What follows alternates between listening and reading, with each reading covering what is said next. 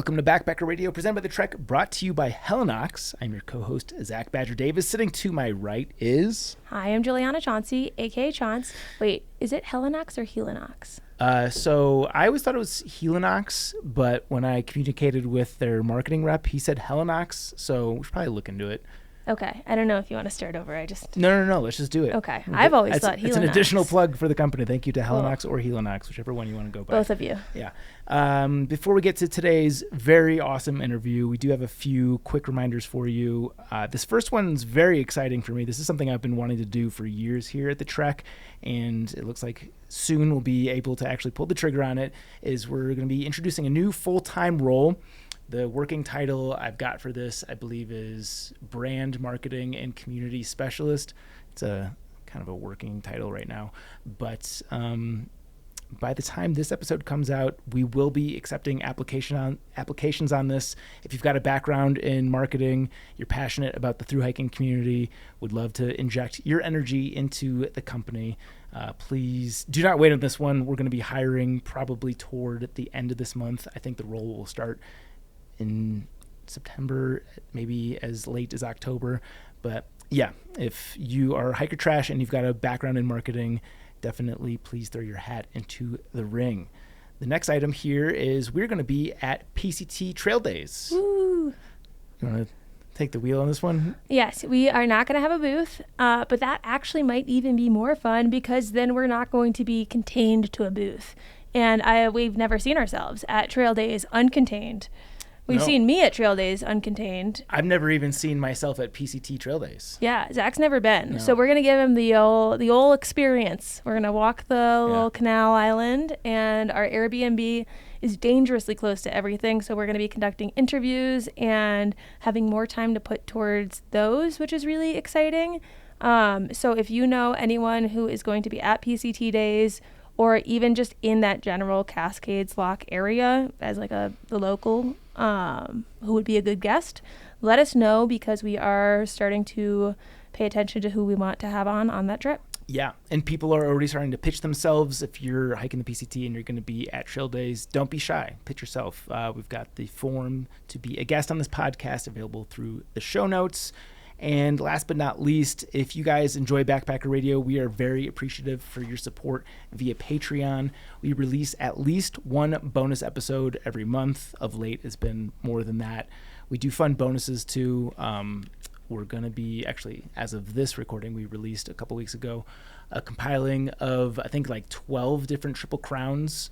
So if you guys are fans of the Triple Crowns, you're getting a heavy dose of that. We did a fun drinking video with horsepower, just fun extras. But always at minimum one bonus episode with our interesting guests per month, usually 2, sometimes 3. And if you go all the way back in the archives to the beginning of time, you can watch me crush Zach at a cinnamon challenge. Is that on the Patreon page? Yeah, that was one of our first Patreons. That's funny. You did not handle it well. Nobody's supposed to be able to complete that. I did. You definitely did. Is that when you knew I was a psychopath? That's when your hair changed another shade of red. Yeah. But yeah, you guys can support the podcast for as little as $5 per month.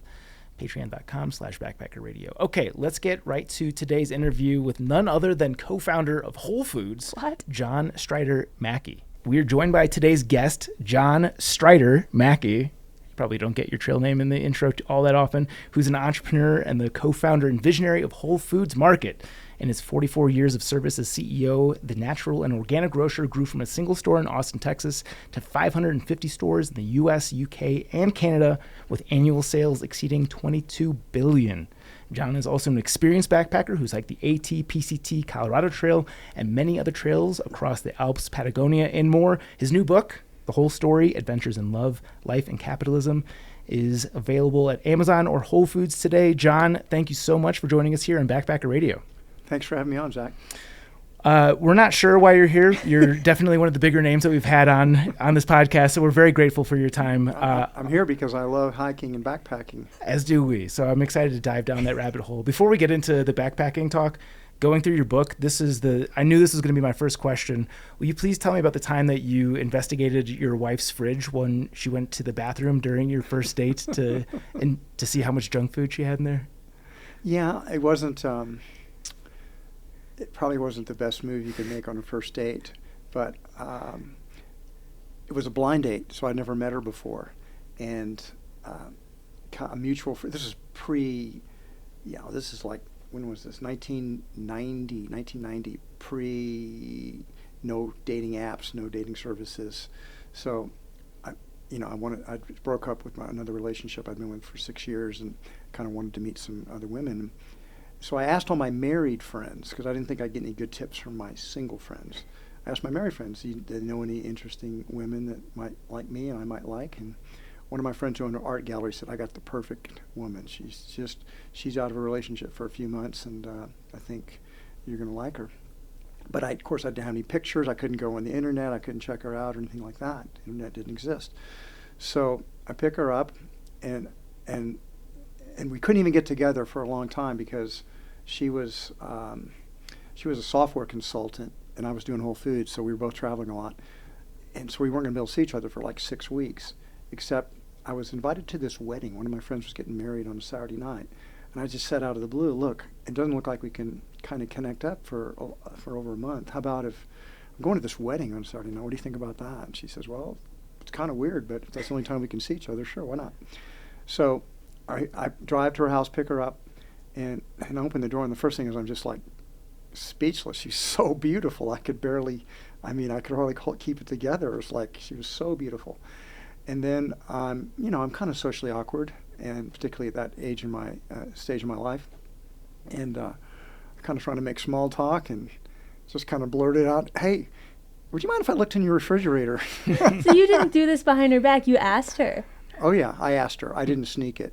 Did she ask why? She didn't ask why. She smiled and said, "Seems kind of weird, but go ahead."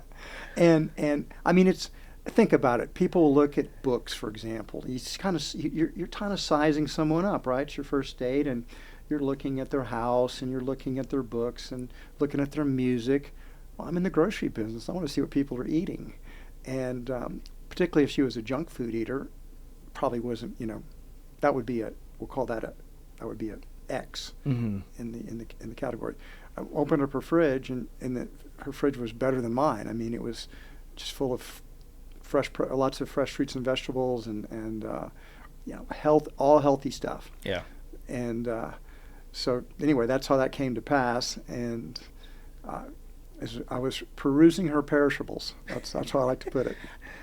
Chaunce, I have one more follow-up here because this is specifically for you. Because you love love. I do love love. Based on your first date, there was a really endearing love story where you had noticed that your now current wife had kind of checked out on you, and you made a very strong point to let your feelings be known for how you felt about her. Can you tell that story? Oh my God, please. Yeah, I'm not one of those British guys who can't, say how they feel.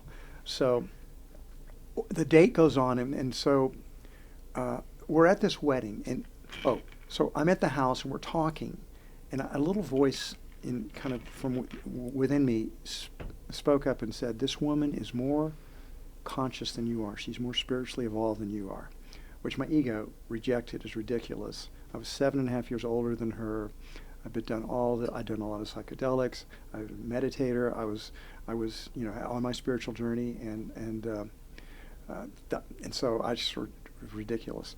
And then we get to the place of this wedding, which was this old Victorian house there was a restaurant that they'd rented out for the event, and it was a small group of people, probably 30 or 40 people. I knew everybody, and they were all wanting to talk to me, and all I wanted to do was talk to her. I wasn't going to get to see her probably for several weeks after this, and the more I talked to her, the more fascinated I was. She was so intelligent, so just, you could just tell she was just kind of radiating. Just some people shine. She was shining, and the wedding was over, and they were taking the pictures, and then this woman's talking to us, and a friend of mine, but she was kind of a chatterbox. She just was going on and on and on and on and on, and they were ringing a bell for us to come sit down for dinner, and I realized, wow, I'm going to be trapped here. I want to get her out alone. So I kind of broke off that conversation with that woman and just said, "Hey, you want to go out to eat?" Which you'll see later was not a great move on my part. And she said, well, okay, if that's what you want to do. So we went to a Thai restaurant, and as the more I talked to her, the more I realized that little voice was right. This was the most conscious person I'd ever talked to in my life. She was just amazingly awake. And then after the dinner, we went back to her house, and she let me come in, invited me to come in, and we played ping pong, and she said, hey, let's jump. I thought, well, jump? What do you mean? Why do you want me to jump? And she said, well, people's true personality comes out when you jump. And I thought, you know what? I'm a really good jumper because I played high school basketball and into college, and I could, in my early 20s, I could stuff it. So I was gonna impress dunk on her. Yeah, I was gonna dunk on her. Yeah. So, and I jumped, and she took pictures of it, and it was amazing. I was smiling and joyful, and I guess kind of that's who I am, and that's kind of my personality came out. So anyway, the night's winding down, and I knew it was time to go, and I was beginning to realize that I had somehow or other, she'd passed all my tests, but I had failed her test. I could tell I'm not going to get a second date here. And then as we're leaving, I try to kiss her, and no way, no kissing. And out I go. And I was so hyped up from that first date that I couldn't sleep. I just stayed up all night. And so I thought, you know what? She's probably not going to go out with me again. I might as well tell her what I'm thinking and feeling. So I wrote this impassioned letter to her, and I said, here's who I am. Here's who I think you are based on our experiences. I know I blew this date. I'm not sure how I did it. Maybe it was looking in your refrigerator, but I know I messed up somehow or another, and sorry we're not going to get to see each other, but I want you to know that I think you're amazing, and I wish you a very good life. So, and I slipped it under her door. No email back then either, so no texting. So I slipped it under her door, went back and got a few hours of sleep, and I got a call from her later on that day. And she said, you're right. You are not going to get a second date. And I said, well, how come? And she said, I never met anybody so rude. What? I said, well, how was I rude? And she said, that woman at the wedding, you just cut her off in mid-sentence and said, let's get out of here. You should have seen her face. She was just so hurt and upset, and it was so inappropriate for you to do that. And I said, I know, but she wasn't going to stop talking. I know her. And she said, it doesn't matter. You don't treat people that way. And I realized, okay, I'm not going to, I said, you're absolutely right. I was inappropriate on my part. I really just wanted to get more time with you. She said, well, I wasn't going to go out with you again, but anybody that could write that good of a letter deserves a second date, so let's try it again. I did better on the second date, and she likes to tell the story that on the third date, she knew we were getting married, even though I was far from that at that point. But yeah. Anyway, that's that story. Yeah. Does she still have the letter? Now, that's an interesting question. That letter was lost for a long time, and she found it just a few years ago. I'd wanted that letter. I wanted to read that letter, and she found it. So we have the letter again. And I read that letter, and, it sounded like something I might write when I was 36 years old. It was a pretty good letter. I wouldn't say it was a great letter, but it was good enough to get a second date. So it got you a wife. It did its job. It got me a wife. Yeah. Did that make you sensitive to how you interacted with people in front of her, or maybe just in general after that point, like knowing that interaction had turned her off so violently, you were then hyper aware of, because as a busy CEO, I imagine you have to be very mindful of your time allocation. One of my themes in the book is my own growth as a person, my own growth in as a leader, and my own growth in spirituality. These are all going together. I would like to say, well, after that, I changed. I was a completely different person. But I changed slowly and gradually. Partly, I think she helped change me a lot. She did point out when I would make inappropriate, socially awkward comments, and I don't tend to make those much anymore. I'm a lot. I'm authentic. I still say what I think and feel, but I do it more diplomatically, and I've learned to be silent when it's appropriate to be silent.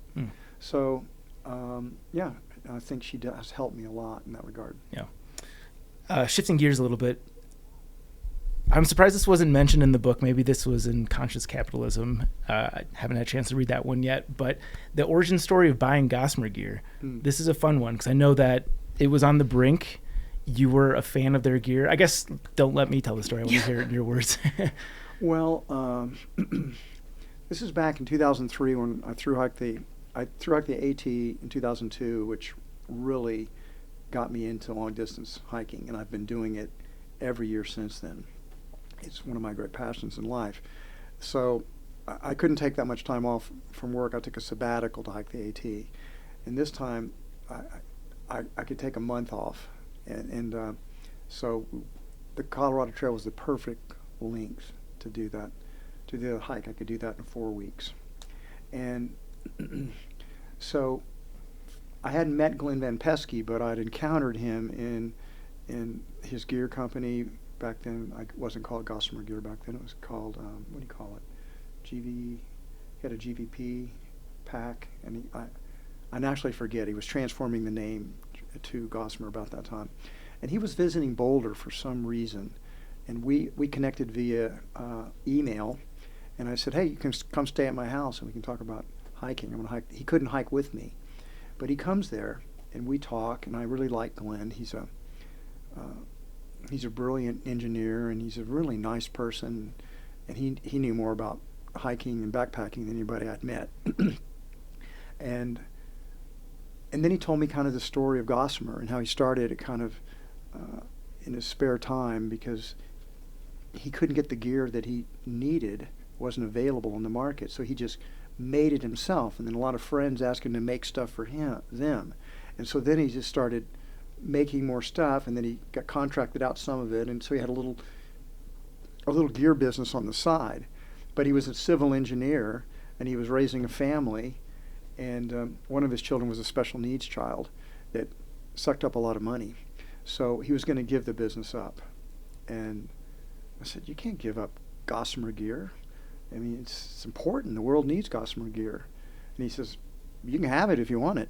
And I said, well, I thought about it, and I said, well, I'll tell you what, how about if I buy it from you, but you keep 25% of the business, but you agree to continue to innovate products, and I'll figure out the rest of the business.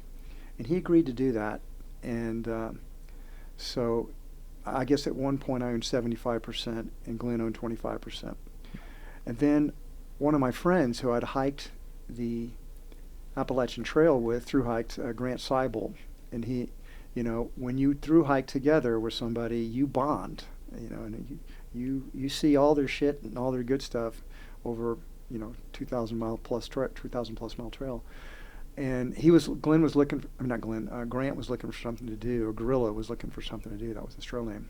And I still call him Gorilla, and he still calls me Strider. And I pitched him on the idea, and he said, yeah, that'd be fun. So I think that combination of Grant doing operations, or Gorilla doing operations, and Glenn innovating in the products proved to be a pretty good combination. And the business just slowly grew for many, many years. Now we're talking about, since that was about 2003, so we're talking 21 years ago. And it was a pretty small little business when Gorilla took it over. And then I think it also went up again when he got Jonathan, hired Jonathan, and Jonathan took over operations. He's a sharp, smart guy. Yeah. And now it's become a really good business. And a few years ago, I sold to Gorilla half of my share. So he owns 37.5% of the business. I sold it at a really low price because I figured he'd earned it through sweat equity, and now we were equal partners, and Glenn still had his 25%. So that's kind of the story of Gossamer. Are you involved at all with the company, or is it just a passive ownership? I'm not actively involved in operations. With the three owners, we have board meetings. Okay. So I'm involved that way. Yeah. And I get the financial statements and comment on that, and I've made loans to the business. But I have not. All I've done is urge them to make a lot of ultralight stuff. Yeah. I was waiting for you to plug them when you were on Rogan, and I think you mentioned Z-Packs. Well, the fact of the matter is the sweet spot for Gossamer Gear is we'll call it ultralight, but not sort of bleeding edge ultralight. And I really do like bleeding edge stuff. So I mean, I do hike with the 1 and the 2 are really good tents that Glenn has created, but they're a little heavier than Z-Packs is duplex, and now they've come out with a little bit smaller duplex, which is under a pound. And it's like, and I take the Solplex out too. It's like, or I can, if I know I'm not going to get any bugs, I'll just go out with the little fitted tarp. So I just like their tents a lot. And Z-Packs also has Dyneema composite backpacks as well that are lighter. It's not that I don't like Gossamer Gear. I really do like Gossamer Gear, but I really want to hike with the lightest ultralight stuff. So, yeah. You had mentioned before we hit record that your base weight is 6 pounds. It's between 6 and 6.5 pounds. I'm sure it didn't start that way. You know, when I hiked the AT, I was very inspired by Ray Jardine's book, and it had been that Pacific Crest Trail handbook, but then it turned over to Beyond Backpacking, and I read that while I was in preparation for that through hike, and I got so excited about it because I thought, wow, this is what I want to do. But it was really hard. There was just really no gear available. I think Ray Jardine kind of sparked a revolution, but there really weren't, it was Go Light, which was also inspired by Ray, but their stuff today we would not call ultralight, we just call it lightweight. So I think my base weight there was 12 pounds. And I was pretty proud of that. I was using a small pack, but you didn't really have good tent options. And on the AT, using a tarp the bugs are going to kill you. Yeah, they really are. It's fine if you Pacific Crest Trail, other than the ants, and mosquitoes when you're doing and the snow's melting. Other than that, you don't really need. You could do a tarp there, and particularly in the desert, you can do a tarp. But I don't want mosquitoes getting me, and I don't want ticks getting me. So I have to admit, I'll pay a little extra for a few ounces to give me that bug avoidance. Yeah. Okay, so we're on the subject of gear. You mentioned that you use a Z-Packs tent, either the duplex or they've gone through the Solplex. I use that in the PCT as well. Good tent. So is Z-Packs DCF pack your go-to pack as well? Yes, I'm using the Nero pack. Okay. What about, I'm assuming, quilt based on your pack weight? No, I used a quilt for years, and I've decided that I'm a side sleeper, and I just felt like there's too many leaks. And so at the end of the day, what I've gone to is I also am using a Z-Packs sleeping bags, because I think they're really efficient bags, and I use a down balaclava, and I can seal up. I can wear the down balaclava and seal up at the neck. And I feel like that, ounce for ounce, is giving me the warmest, most comfortable sleeping I can get. So as a side sleeper, what sleeping pad do you use? Because this is something I struggle with I'm using the Thermarest X-Lite. Okay. I've tried the Uber Light. I just find that it doesn't have enough insulation. The ground, the X-Lite is, I'm willing to pay that extra ounce or two for the extra warmth that's giving me from the ground. Yeah. And I believe you'd mentioned in your book that Ray Jardine's book is what gave you hope that you could thru-hike the AT, because you didn't think you could do it with the heavier pack weight. Well, I only weigh 140 pounds. I'm a small frame. I got small bones, and when I used to backpack when I was younger, I would do what most people do. I'd load up my pack with 50 pounds of gear, trudge into a national park, just try to get 5 miles before I collapsed, set up a base camp, have a day pack, and then you go out for 10-mile hikes during the day, coming back to your base camp. I mean, I read Colin Fletcher's his book. What was it? The Complete Backpacking Handbook, or is that what it's called? Something like that. And Colin didn't have the advantage of the ultralight stuff, and he was a big man, and he would be carrying a 60-pound pack, and he would just say, well, 10 miles, that's what you're striving to do. 10 miles is all you can do. And I'm thinking, if I can only do 10 miles, ATs, I'm just not going to be able to get it done in a time that I had allowed for it. And with ultralight or lightweight in that day, getting my pack down with food and water down to 20 pounds, say, you could cover a lot more than 10 miles. Yeah. Yeah. That was it. So that, and now, now with that 6.5 base weight, and unless it's below freezing, I don't ever bring a stove. I'm always going to just eat cold food. You also mentioned the theme in the book a number of times about gamification, like how you did that with when you introduced meat or the animal welfare part into Whole Foods. Is there a component for you with getting your pack weight down? Is it a game? Oh, yes. Total game. I will pay $100 to reduce something an ounce. And I'm a wealthy guy, so I can afford to do that. And many young backpackers can't do that. But I am always going for the next ounce. What do you see as the next advancement in backpacking technology? I don't know how much you're paying attention to that. If I could see that, I would invent it. Fair. I don't know what the question is here, but this is something from the AT chapter that made me laugh. Is you had to get off at one point during the trail to go deal with the union situation at the Whole Foods in Madison, and you describing going through the security line with just like your trail runners that had like 100 miles under them is something that every, I think, hiker trash can relate to. Yeah. It's just funny for the CEO of Whole Foods to describe that. Like, I'm sure most high-level CEOs will never know what that experience is like. I don't know what the question is there, other than that just made me laugh, that part of the chapter. Well, one thing a thru hiker can relate to is there's a shock. Because one of the things that happens when you're doing a thru hike is you tune in to the woods and mountains around you, and you slow down. Everything's slower because the pace of nature, the sun comes up and it goes across the sky, and you begin to tune into that rhythm. There's a rhythm in the day that we're so sped up. If you live in a city, you're so accelerated all the time. But when you thru hike, you actually do it long enough where you basically slow down and you get attuned to nature. You get attuned to a totally different rhythm. So when I came off the trail in 2002 to deal with that Whole Foods problem, it was shock.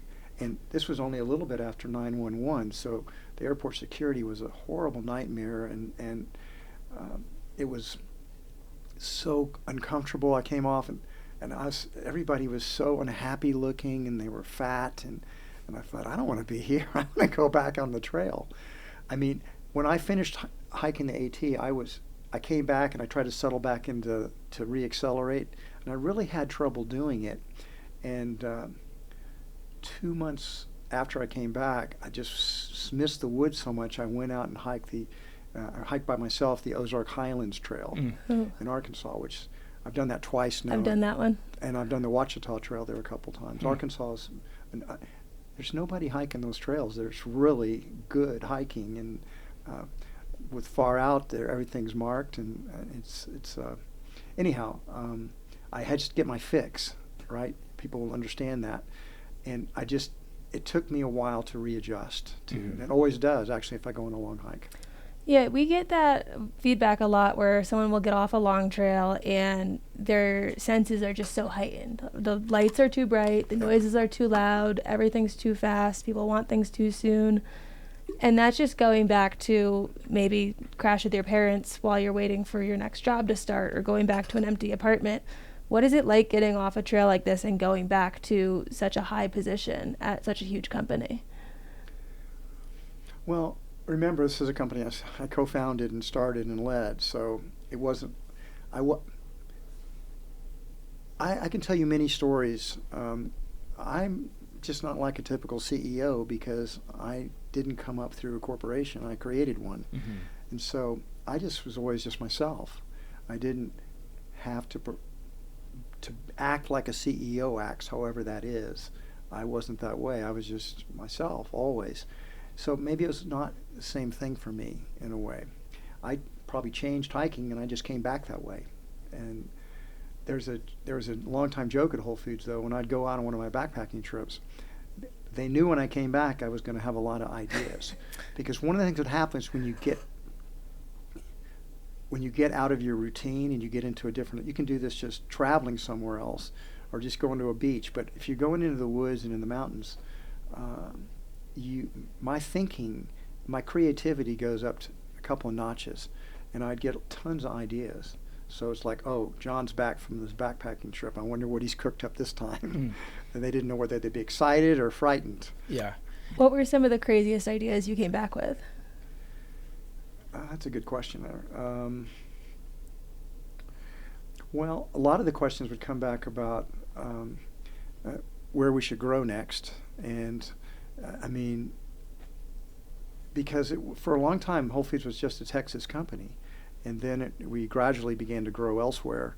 And I began to think maybe we could even be an international company, go to Canada, go to the UK, Australia, Europe. I mean, it was, so that was part of just the potential of what the company could become.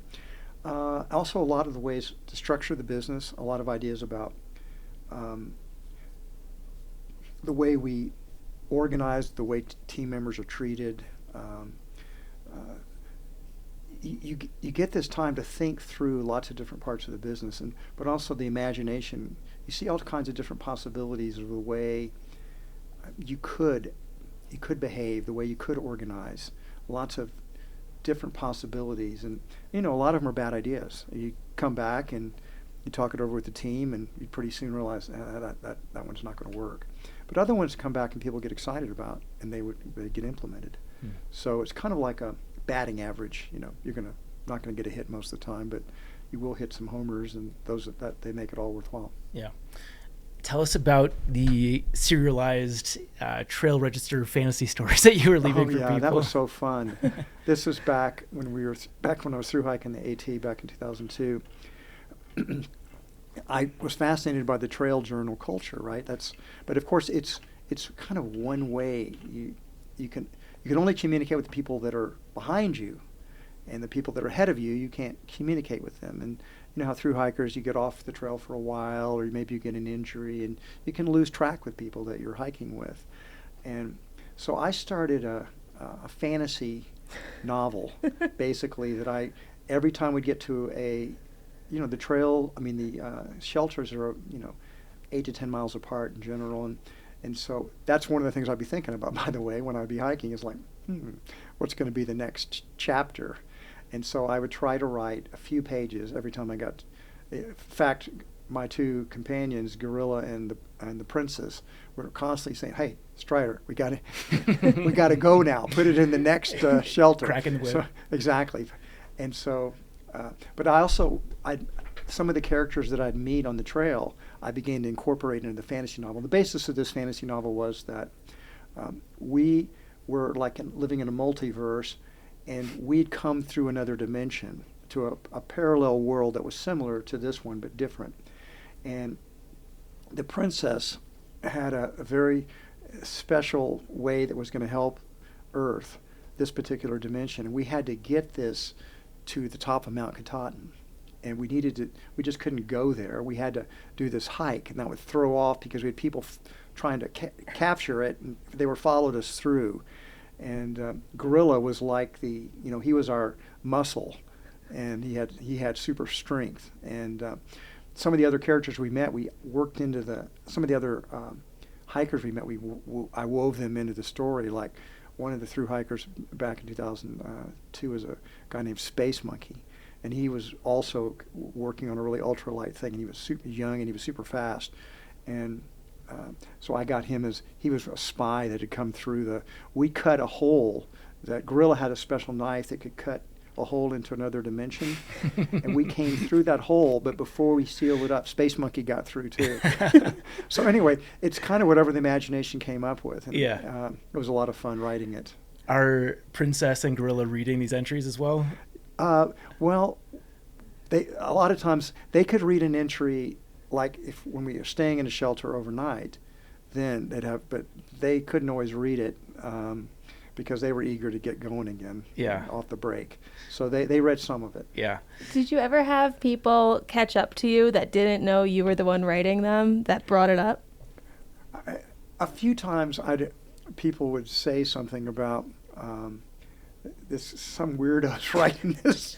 writing these entries in the trail journeys about. He says he's some kind of. Because he's come from another dimension, and he's trying to get somebody named the Princess up to Mount Katahdin. They said it's pretty funny. Yeah, it's fun. You would also organize a support vehicle for you to be able to do this more efficiently. What was the process for that? Is that just as simple as hiring a friend in a van, or what does that look like? Yeah. Well, first I hired a guy that I barely knew, and his name was Chris, and I didn't know him well, but he wanted to do it, and I was going to pay pretty well for him to drive the support vehicle, but I had to fire him after about the time we got to Harper's Ferry. I found out that he was bipolar, and so he was great most of the time, but when he would get into a funk, he wouldn't show up on agreed pickup points, and or he'd be really late, and he became not dependable. So I had to fire him, and then I had another friend that I'd known for a long time, a woman that we gave her the trail name Ma, because and Ma's been doing support ever since. Almost all my adventures. I pay her really well. She looks forward to it. And we do a lot of trail magic. And then that year we took a lot of thru-hikers we'd met. We'd give them trail magic. Just take, sometimes a trail hiker, just one guy we took off the trail. I forget his trail name now. But he was a sports fan, and he stayed up all night watching ESPN in the motel room. He just, was just so hungry for sports. Yeah. Because he was so bleary-eyed the next morning. I asked him, I said, man, it doesn't look like he slept. He says, I didn't. I stayed up and watched ESPN all night. Yeah, sure. This is before smartphones, so people can scratch that itch in their tent at night if they've got service. They can, exactly. Yeah, that's funny. So I thought you'd mentioned in the book that during your AT thru-hike, people didn't know your role with Whole Foods. But I have to imagine that people were at least somewhat inquisitive about the fact that you've got this whole support system. Like the question of what you do must have come up. One of the things I almost never did. One of the things I love about the thru-hiker community is you've taken on a trail name. You're in an alternative reality, and people don't. I mean, you'd have a section hiker might ask occasionally, but the thru-hikers in general are minding their own business, and we've all got a fantasy going on. We're for a while we leave the normal straight world behind, and we're in this alternative reality. We take on these different identities. People can be different personalities, and so no, people were not that inquisitive about it, and they were very happy when we did trail magic, though. So I mean, there were some people that resented it. Didn't seem fair to them that these people could go off the trail whenever they wanted to and camp whenever they wanted to, and it seemed unfair. Yeah. But those weren't the people we decided to give trail magic to. Sure. Yeah. Did you ever make up a fake personality or a fake persona just for funsies? Yeah, of course. Who were you? I mean, well, so I was Strider from this another dimension. That's the role I was playing. And I'm sticking to it. Yeah. So this will be a fun segue. Talk about the role of psychedelics in your journey as an entrepreneur. I think the multiverse and kind of opens up, because you talk about this quite a bit. Yeah. Whether it was LSD as a young kid, you mentioned MDMA. I'm just curious to know what impact that's had on you as an entrepreneur and just a person overall. Yeah. I talk about it, I think, in the book 3 separate times, because part of the book is my own evolution as a human being, as a leader, and also spiritually. And so psychedelics had a big impact. And so just going back even before the first time I talk about it in the book, which is in the prologue, back when I was about 19, and I took LSD for the first time when I was a student at Trinity University. Maybe I might have been 20. And that kind of changed my life. It knocked me off the plan. My parents had been programming into me since I was born, which is, you're going to be a professional. You're going to become a doctor or a lawyer. my mother named me after her father, who was a doctor. And that was her fantasy, that I would be a doctor. And my father was a businessman, and he had taught accounting at Rice University for like 19 years. So that's really what they wanted for their children. My sister went on and got a PhD in psychology and a master's in French literature. She went the route my parents really wanted. She was older. And after I took that LSD, I was a seeker. All I knew for sure is that there's a lot more to this reality than I had ever thought possible. And then back when I was just turned 22, I had done LSD a few times, but I took a very powerful dose. This was back in the day when you don't really know how much you're taking. And this was a lot more than I'd bargained for. And I got swept away, and I had, which retroactively now I'd say I experienced an ego death, meaning by that I mean that my ego ceased to exist. And by that, what does the ego mean? It means the sense of an I, a sense of separation, that here's this Ken, you're Zach, you're Juliana, these are these sunglasses here, and they're all separate. And I'm John, I have a body, I'm this age, I've got memories, poof, they're all gone. There's no separation. There's just only this one being, and everywhere and everything, living every possibility. And that kind of blew my mind. Of course, at the time I didn't have a mind. It was only as I began to come down from that experience, which went on for what seemingly was an eternity. And I sort of re-experienced the Big Bang and the birth of the universe in that experience too, because through this, the Big Bang, think of the Big Bang as like a cosmic orgasm. There's a singularity where everything is compressed into singularity, and then it explodes out and everything is created. The universe, the multiverse is created. I've sort of re-experienced this on this trip, and that was, the Big Bang was an orgasm of unimaginable self-love, of the one being just exploding in joy and love. And it's like, let's go play. And that's how I experienced it. Well, needless to say, I was different after that. And in fact, I don't even say this in the book, but the first few days after I came back from that journey, the universe I came back to wasn't quite the same. There were little noticeable things. This street light, I'm pretty sure, was not there before I took that. Or, didn't she have red hair? I mean, little things like that. Very similar but slight differences. And I just thought, I didn't quite come back to the place I left. Interesting. So like Gorilla cutting a hole into a new universe for you. Yes, it was a very similar universe, but maybe with slight differences. But then, of course, the memories fade, and it all seems normal, and that seems to be reality again. And that led me to move into a co-op, a vegetarian co-op. I wasn't a vegetarian at that time, but I thought I'd meet the most interesting people living in a vegetarian co-op. So it was a commune. It was, and people were all young and similar ages to myself. And there I had a food awakening. I began natural and organic foods. I didn't realize that. Before then I would say that I thought, I'm like a car. I get to go, when I need fuel, I go into McDonald's and get refueled. Like a car would go into a gas station and get some gasoline. It never occurred to me that what you ate, that you're this organism with, trillions and trillions of cells, and each cell needs to be nourished.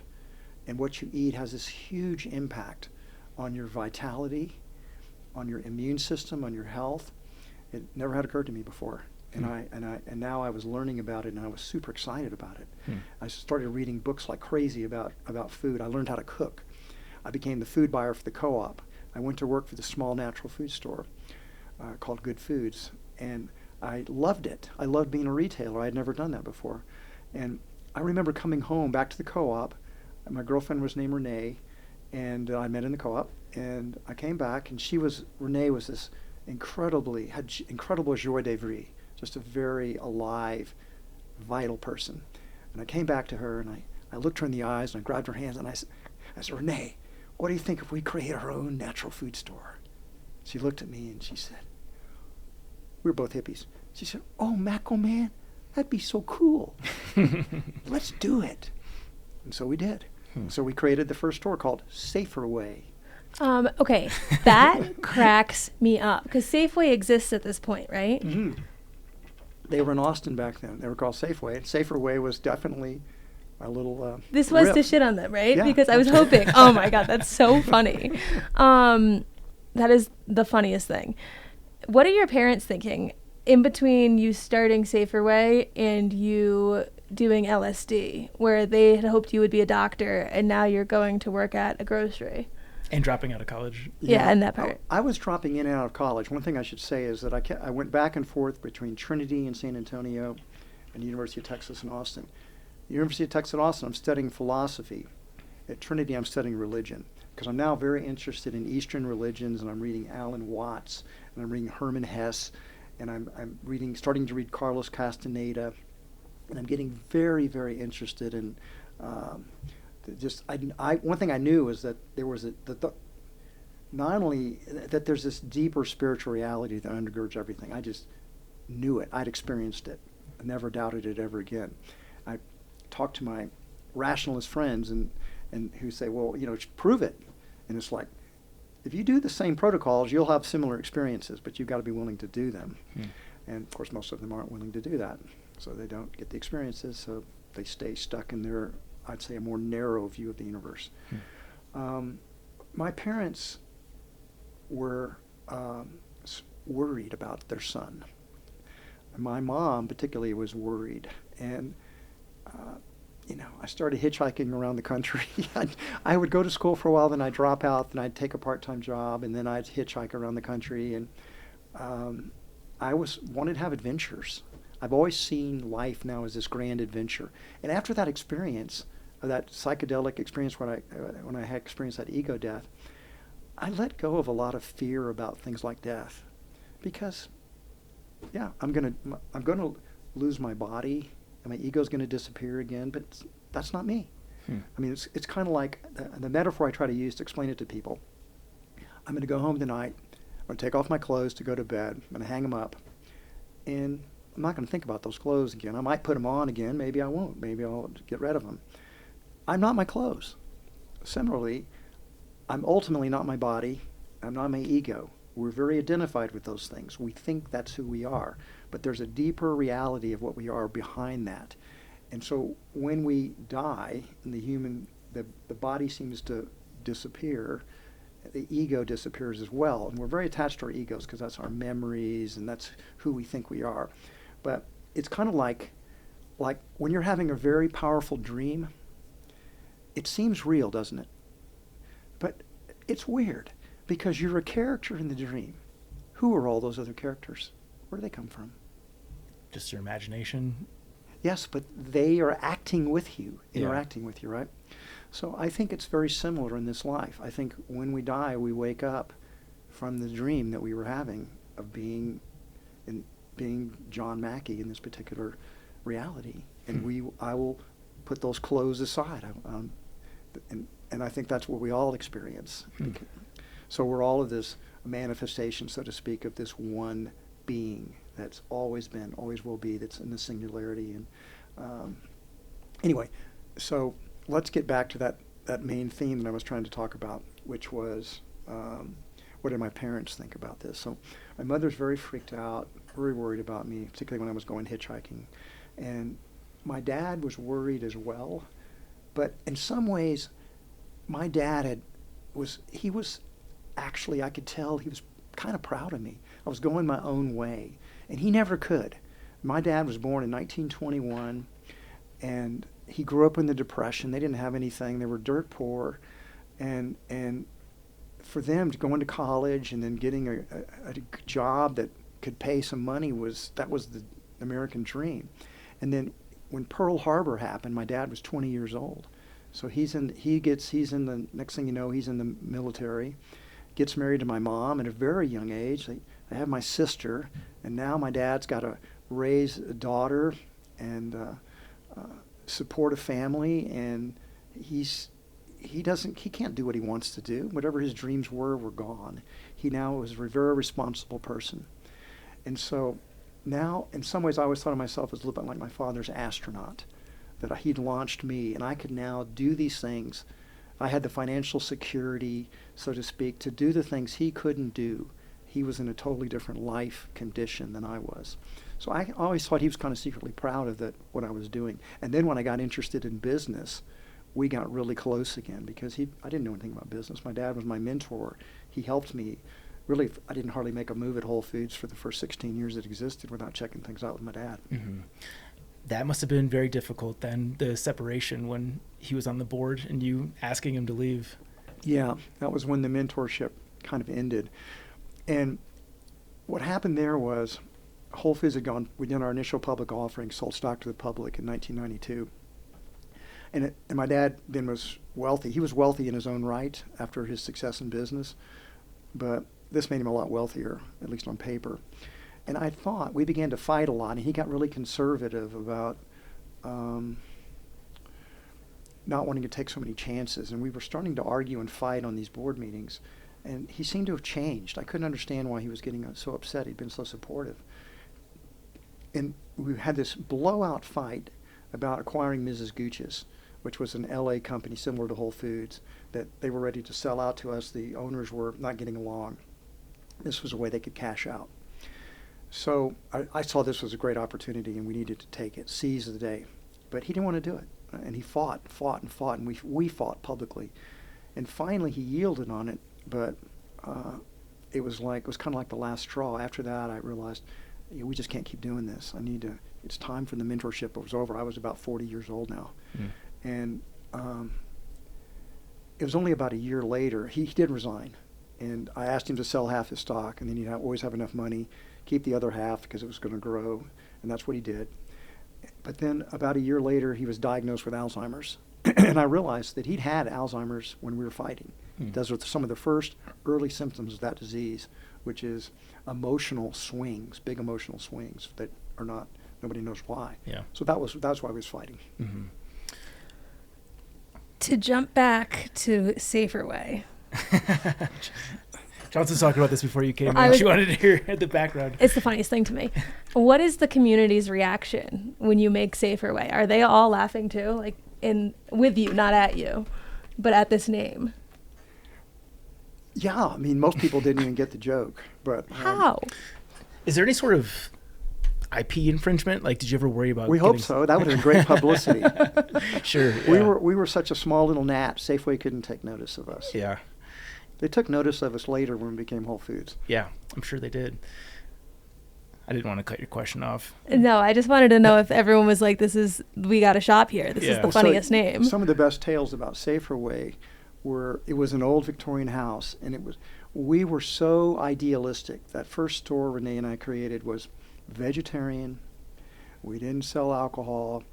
We didn't really sell sugar. We had alternative type sweeteners. We didn't even sell coffee or caffeine. And we were very pure, and we did very little business. And so when we also put it in this Victorian house, we lived on the third floor, and we moved out of the co-op because we just didn't have time to mess with the co-op any longer. We moved into the store, so to speak, which wasn't zoned for residential. So we weren't supposed to be living there. We were living on the third floor where the office was, and we didn't even have a bath or shower. And we had this Hobart dishwasher where, you have a hose that hangs down, and we'd crawl up there and just rinse ourselves off with the hose, which I always joke that I'm pretty sure that was against health code I was against the health code regulations in Austin, Texas, even back then. And so that I look back on Safer Way very romantically, because for one thing, I was really young, and we tell stories about like Allen Ginsberg coming in and smoking when he was eating in the cafe, and we had Ram Dass came in, and he was kind of flirting with me,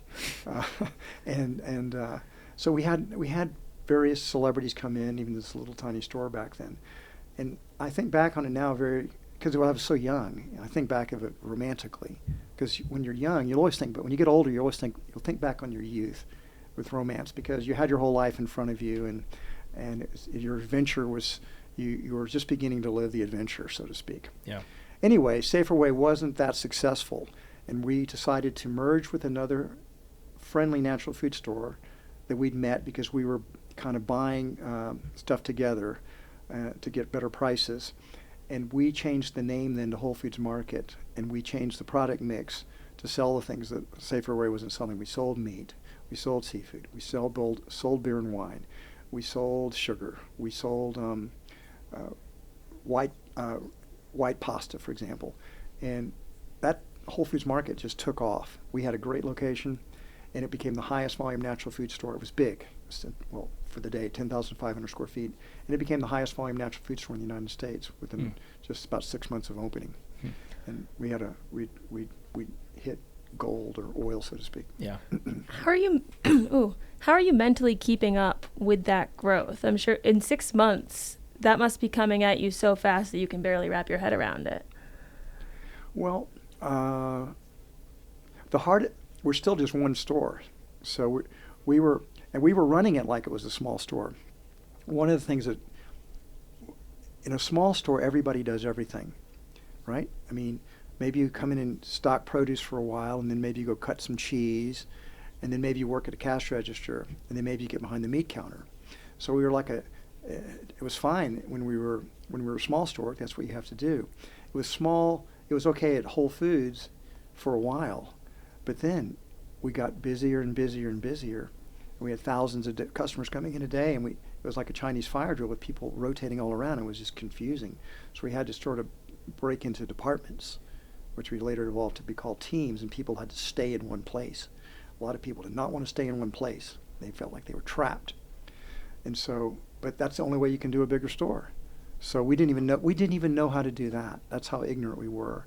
But that's when we kept up with the growth, because we divided into departments and put somebody in charge of the department manager, later became a team leader, so that we thought we were making this great innovation, not realizing, hey, that's what everybody does too. It sounds like you were able to scale around that time, and you attributed it to the fact that you were just devouring a lot of business books.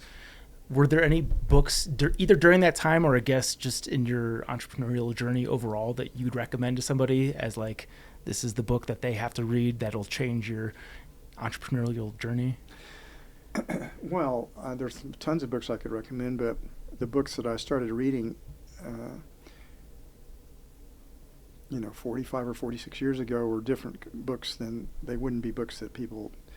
Well, my dad turned me on to Peter Drucker, a great management philosopher, and I read pretty much all of his work, starting with probably his most famous book, which was about management, and so that began to give me a lot of ideas.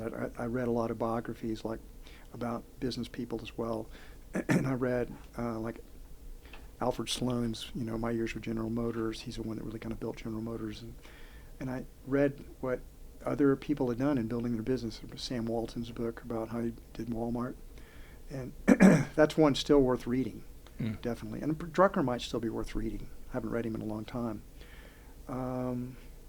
But I just devoured, so many of the business books I read were just, textbook. I was like getting a college education. I read books on accounting. I read books on finance. I read books on marketing, advertising, human relations, human resources, just everything. I was trying to understand business. Every part of business was interesting to me then. For a guy that never took a business class, I couldn't get enough of it because I could apply it every single day. Yeah. Shifting gears a little bit again, obviously you're very passionate about healthy food, but that's a difficult feat to accomplish on trail. I'm curious to know what if we were to open your food bag, what's inside? Well, my wife jokes.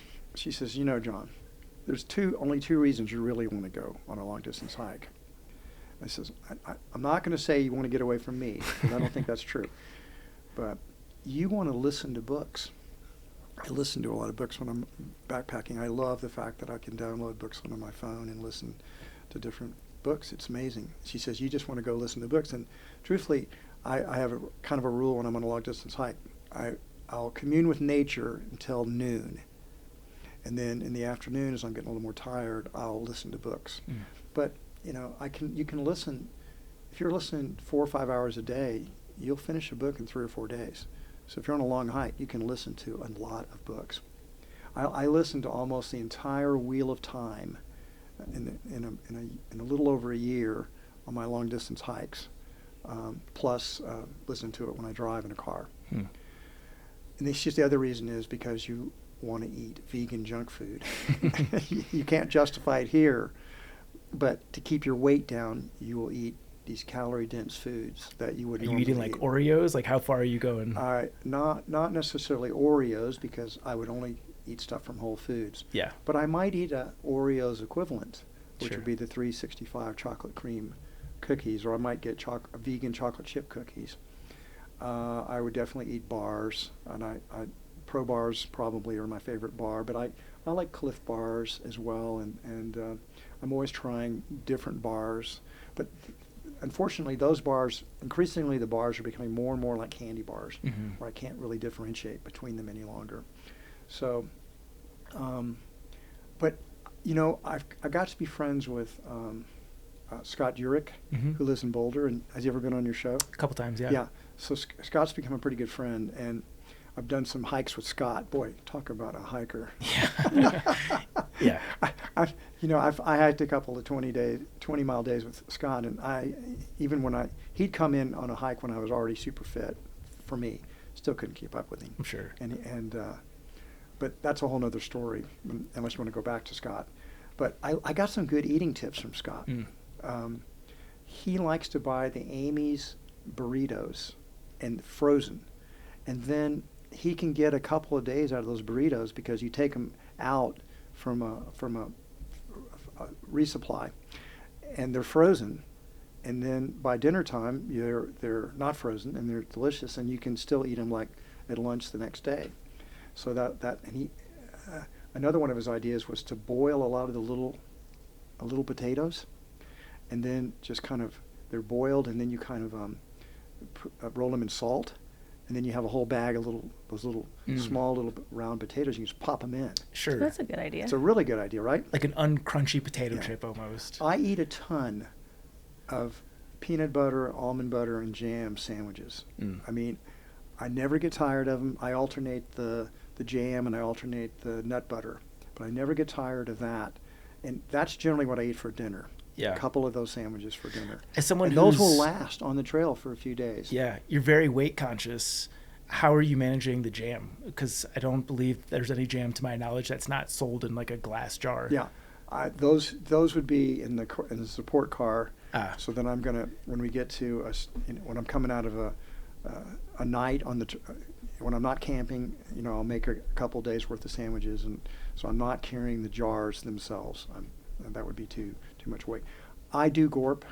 I'm going to have a trail mix. I'm going to mix a lot of different things with it. The great thing about gorp is that it's never the same, right? Because you can start with a base trail mix, and then you just add things you like to it. And if you get bored with it, you take that stuff out and you add other stuff into it. So it's constantly, you can make it sweet, you can make it salty, you can make it crunchy. I'm going to have that. If you're stranded on an island and you can only bring one Whole Foods trail mix, what are you bringing? I have to admit, I think they discontinued it after I retired, but they had the Strider's mix. Oh, really? Really? Yeah, they named it after me. Huh. So I have felt like I had to have a loyalty to Strider's Of course. mix. Sure. It looked like a picture of me on the thing as well, except they had a wooden staff, which I would never use a wooden staff, way too heavy. Yeah. So when people hike, typically they start to crave certain things. For example, like when I'm hiking, I always want soda. It's just the one thing my body is craving. What kind of food/drink cravings do you find you get on these trails? I'm laughing because one of my buddies that I met through hiking in 2002, thru-hiker named Irish, about age, a few years older, from Kansas City. And Irish and I have been hiking together ever since. We've hiked every year since then. And Irish is obsessed with food, and and he's always trying to lose weight when he's on the trail. So he doesn't have any. He just does like Lipton chicken and noodle soup mix at night, and he doesn't eat very much during the day, and he's trying to lose weight. but he's thinking about when we're going to be off the trail, when we're not camping, what he's going to eat in the next trail town. And he talks about it all the time. Yeah. He's constantly, yeah, I'm going to have a hamburger, cheeseburger, and a big chocolate shake. and if you're asking for what I think about, I'm a vegan. I've been vegan for 21 years, so that's one of the reasons Scott and I have a good connection. Mm-hmm. I'm generally thinking about I'm going to get Thai food, or I'm going to get Mexican food, or I'm going to get some Chinese food, some kind of probably ethnic food where I can get but it's going to be, I'm going to eat a very large portion of it, mm-hmm. or I can get a vegan pizza. Yeah. So I do think about I think about those things when I've been camping and I know I'm going to get into a town pretty soon. I think about anything but the food I'm hiking with, because I'm getting sick of that. Yeah, for sure. Every hiker's carrying a Cliff Bar for 500 miles because they can't think of stomaching it. What's your thought on like the Impossible Burger, or what's the other one? Beyond. Beyond. Yeah. I think there are a lot more ethical foods than eating a regular meat. I don't think they're necessarily healthier because they're highly processed. Yeah. This really upsets my vegan friends when I say this, because it's like, you're a traitor. I'm just telling the truth. Mm-hmm. I mean, I don't eat them. Yeah. I like veggie burgers a lot, but I really want to eat like bean burgers. I want to eat stuff that's really from natural whole foods. Are you put off when, I think Irish, you said, was your hiking buddy, when he's going to town and he's devouring burgers? You don't mind that? I don't think you should judge other people. I don't think you should judge other people, period. And I certainly don't think you should judge people what they eat. Yeah. Are you vegan for the health reasons or the ethical reasons? Both, but ethical is why I became a vegan. People that are not ethical vegans don't stay with it. Mm. People, a long-term vegan, I've never met a long-time vegan that was vegan for health reasons and not for ethical reasons. They'll start to cheat. Too many temptations out there. Yeah. Can you explain to me, as a very much non-vegan, why vegans are against eggs? That's the one that's always tripped me up, because I have friends who have chickens like in their backyards, and it seems like the most innocuous thing. Most vegans are not against those kind of eggs. Oh, okay. I have chickens. My wife's a vegan too. Oh, really? Okay. We have chickens. I don't eat the eggs. My wife eats an egg a week, and we give the rest of them away. But those chickens have a really good life. Yeah. And they have natural life. They're not, we don't slaughter them, and so I don't think. But that's the point. 99.9% of the eggs that are available are pretty unethically raised. Mm. And the laws now are passing against battery caged eggs, but that's a horrendous process. If you saw it, you wouldn't eat those eggs again. And that's still what most Americans eat. Yeah. Please tell me that Vital Farms is okay. Vital Farms, that's the man that started Vital Farms, is a close friend of mine. Okay. Yes, Matt O'Hare. In fact, Matt is very generous that I gave him the idea to start Vital Farms, because I said, Matt, there's a growing market for sort of ethically produced animal foods, particularly eggs, which is the most horrendous of all the animal production, comes from eggs. And there's methodologies now, and he saw it, and he took the opportunity. And Whole Foods, because Whole Foods invested in his business, I kind of had a conflict of interest. I never invested in it. But Whole Foods made a ton of money as investing in Vital Farms when they went public. Yeah, and you can find it in pretty much every grocery store now. They're very successful. I'm really proud of Matt. Yeah, and I'll say, like, even when my friends who have chickens give me eggs and I crack a Vital Farms egg next to that egg, the yolks on those things are always like this. It's looking into the sun. It's so bright. So I'll tell you a story, and this Matt's eggs are apparently fantastic eggs. I've never had one, but. I have an event once a year called Sports Weekend, and it's Deborah and I bring all of our various friends together for a weekend at our ranch where our chickens are, and it's just we just play lots of different kind of games: pickleball, cornhole, ping pong, pool. We did yoga classes, we do walking, we do bike riding, swimming, lots of different things. And it's gotten to be pretty big now. I think we just had it in early May, and we had, 225 people came. And we save up our eggs from our chickens so that people are going to get those eggs for breakfast.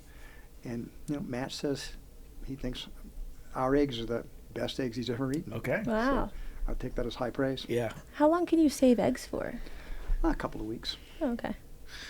I had another question, and it is escaping. Oh, obviously you're plugged in with all of the high-end, like, leaders of these natural food companies. You just mentioned Matt from Vital Farms. Well, most of my friends, there was a whole industry movement, and we were part of this movement. Most of those people that I was close friends with have also retired now. Yeah. Well, so this is from your book, specifically when you're on the AT, you're hiking with, I believe you said the founder of Celestial Seasonings Tea. Oh, Mo Siegel. Yeah.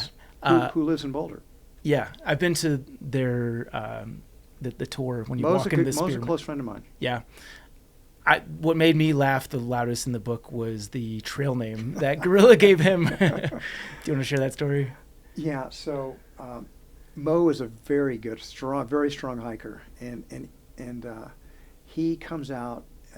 He joins us a few times when we're on this AT hike. He comes out a few times to join us, and he's a very competitive guy, and he always kind of wanted, if we were getting to where we'd be meeting the car, Mo always wanted to be the first one there. But Mo talked constantly. And both Gorilla, Princess, and I were all introverts. We really wanted to have quiet, we wanted to commune. I couldn't listen to books back then. I didn't have any music even. So we were happy for silence in the woods, but Mo just talked constantly. So like the second or third day, Gorilla says, "Hey, Mo, I've got your trail name, dude."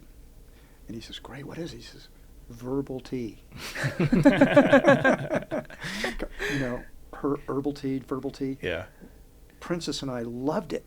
We just, that's it. We're gonna, we should have made that name stick. But I just kind of believe in that if somebody really doesn't like their trail name, then they should get another one. That's just I know people get some very unflattering trail names because of screw-ups when they're hiking. You should definitely get veto power on that. Yeah. So anyway, a few days later, Mo he goes up the mountains like he's going downhill. And so I said, "I got a better trail name that you're going to like better than Verbal Tea." And I said, "How about Rocket Man?" And so he became a Rocket Man, and I still call him Rocket Man. Yeah. I also liked the origin story of your stepdaughter's trail name, Princess, which is... Yeah. Evening was the Princess, meant to be sarcastic, and Gorilla gave that. Gorilla was great at trail names. Gorilla had a real gift for giving trail names. And he called her the Princess because she was kind of picky about stuff. Picky where... we might pitch a tent, picky where she would put her sleeping bag, and just picky. And so he says, "You're like a princess. I'm going to call you the Princess." And she kind of liked it, but she said it has to be called, you have to do that sarcastically. And the funny thing is I just shortened it. On the hike, I just called her P. I still call her P. We're really close. And so constantly I say, and she still calls me Strider. So, once you have these trail names with people and you share them, that's kind of who you are. Mm-hmm. All my hiking friends know, and you know what? Some of the other people that hear my hiking friends call me Strider, they call me Strider too. So a lot of people call me Strider, even in the real world. Yeah. You mentioned how people get into predicaments that can lead to some hairy trail names. With all the hiking that you've done, I'm sure you've had a couple of either embarrassing moments or fumbles or funny stories. We're known for shit stories on this podcast, so I don't know if that's your cup of tea, but guests love to share their embarrassing. Well, there's so many. Let me tell you. let me tell you one that I think is particularly funny. This is back the second time that I hiked the AT a second time, and I section hiked it. So we went south to north again, although at one point we did do Katahdin and come back down through New Hampshire.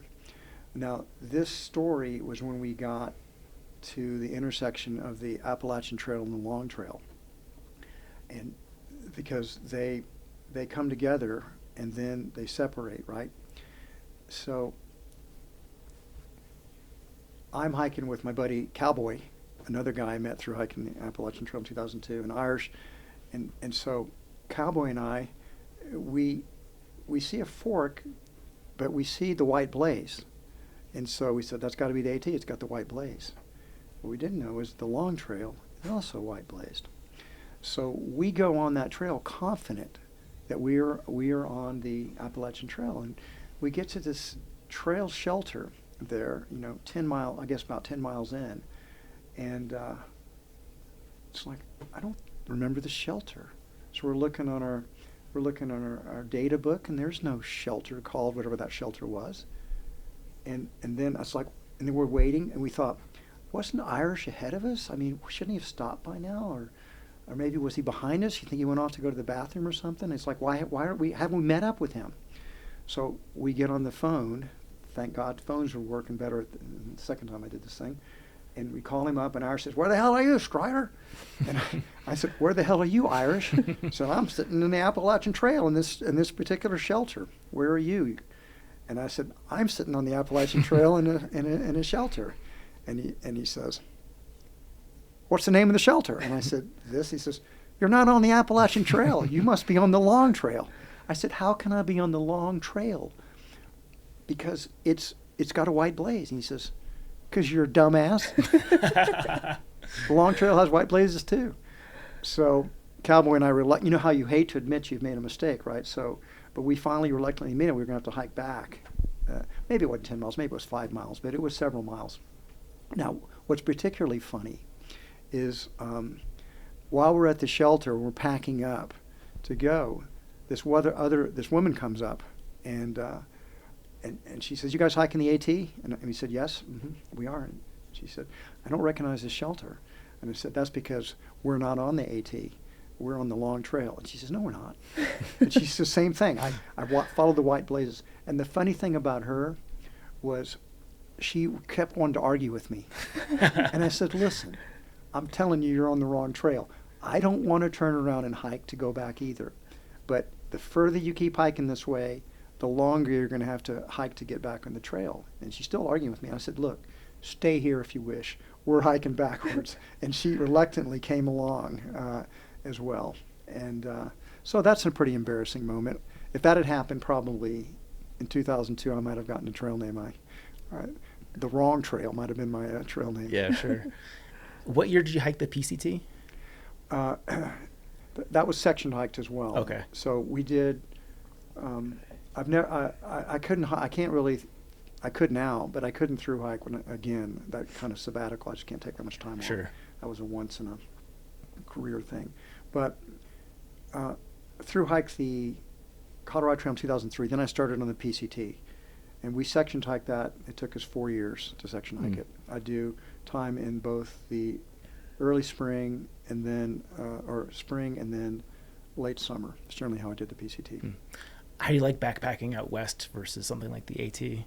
People always like to ask me which is your favorite trail, and it kind of depends upon what you're looking for. So why I'll always go back to the AT is I love the kooky community that you're going to meet on the AT. The PCT thru hikers are more scattered. Most of them, not all of them, most of them are veterans of the AT. Mm-hmm. They're the ones that really want to do the Triple Crown. They really want to take another big challenge on. So I like the AT for the camaraderie that comes along with it. I actually think the Pacific Crest Trail is an easier trail to hike because it's graded for pack animals, so you just don't have those hand-over-hand climbs that you have to do, or you're in the whites and it's wet and you're on your butt so you don't kill yourself. For sure beauty, the PCT, particularly the two places that just blow your mind when you're doing the John Muir Trail portion of it and you're going through those 3 national parks of Kings Canyon, Sequoia, and Yosemite. It's just, that's the most beautiful place I've ever been. Mm-hmm. But rivaled in Washington by like the Goat Rocks Wilderness, mm-hmm. and that part of the trail is so amazingly beautiful. It just takes your breath away. Yeah. So for sure beauty, PCT, for that camaraderie, the AT. So I like hiking both.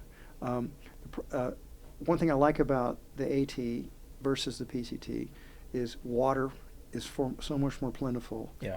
And you have those long stretches. I've hiked almost all of the the PCT a second time, except for the desert portion, which I vowed I'll never do this again. I hated the desert portion. We're aligned on that. It was so hot in the day. Yeah. And the wind was blowing all the time, and your tent is flapping all night, and it's cold at night. And water, you sometimes have to carry water. You go 30 miles between water. Yeah.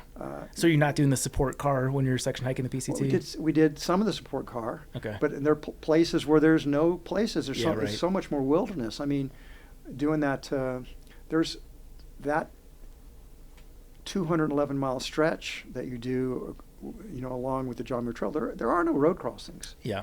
I mean, we hiked out once, but we had to.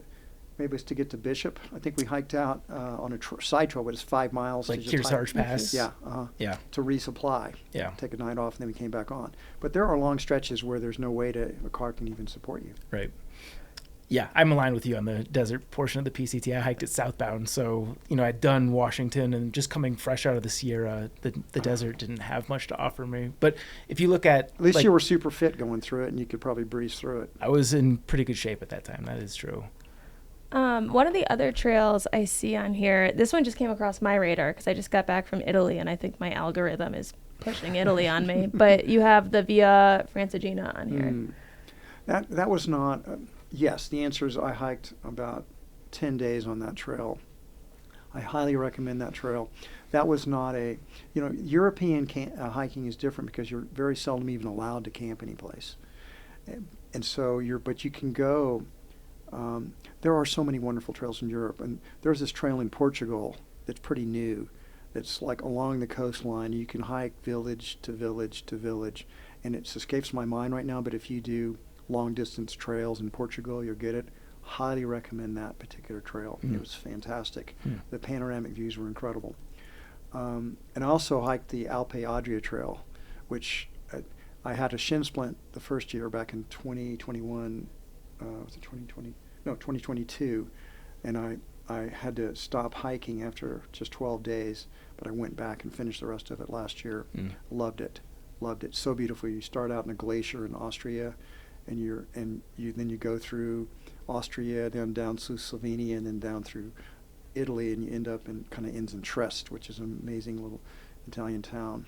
And you did this one with Glenn? Glenn was on that one with me, yes. Yeah. Mm-hmm. Glenn and his wife, and I had a couple of other adventures with me as well. Yeah. So should I take it that since the Via Francigena turned into 2 other trails, maybe that one shouldn't be too high on my list? No, you should. But it depends on, we started in Florence and went to Rome. Yeah. But that, if you look at where it is, you can also bicycle that trail. If you do the whole trail, you're starting up, that one starts up someplace in the UK. And I'd be tempted to do a bicycle trip with that. I heard the roads are kind of sketchy to walk on. Yeah, well, you do a lot of road walking, but I don't know I wouldn't call them sketchy. Okay. It's so beautiful, though. Out of the European ones, which one was your favorite? A lot of those are. I have a friend that lives in Boulder that what she does as a living is she organizes trips. She has her own trips called it. Might as well give a pitch to the. It's called the Dragon's Path, and you can do a Google search for Dragon's Path, and she has all these walking.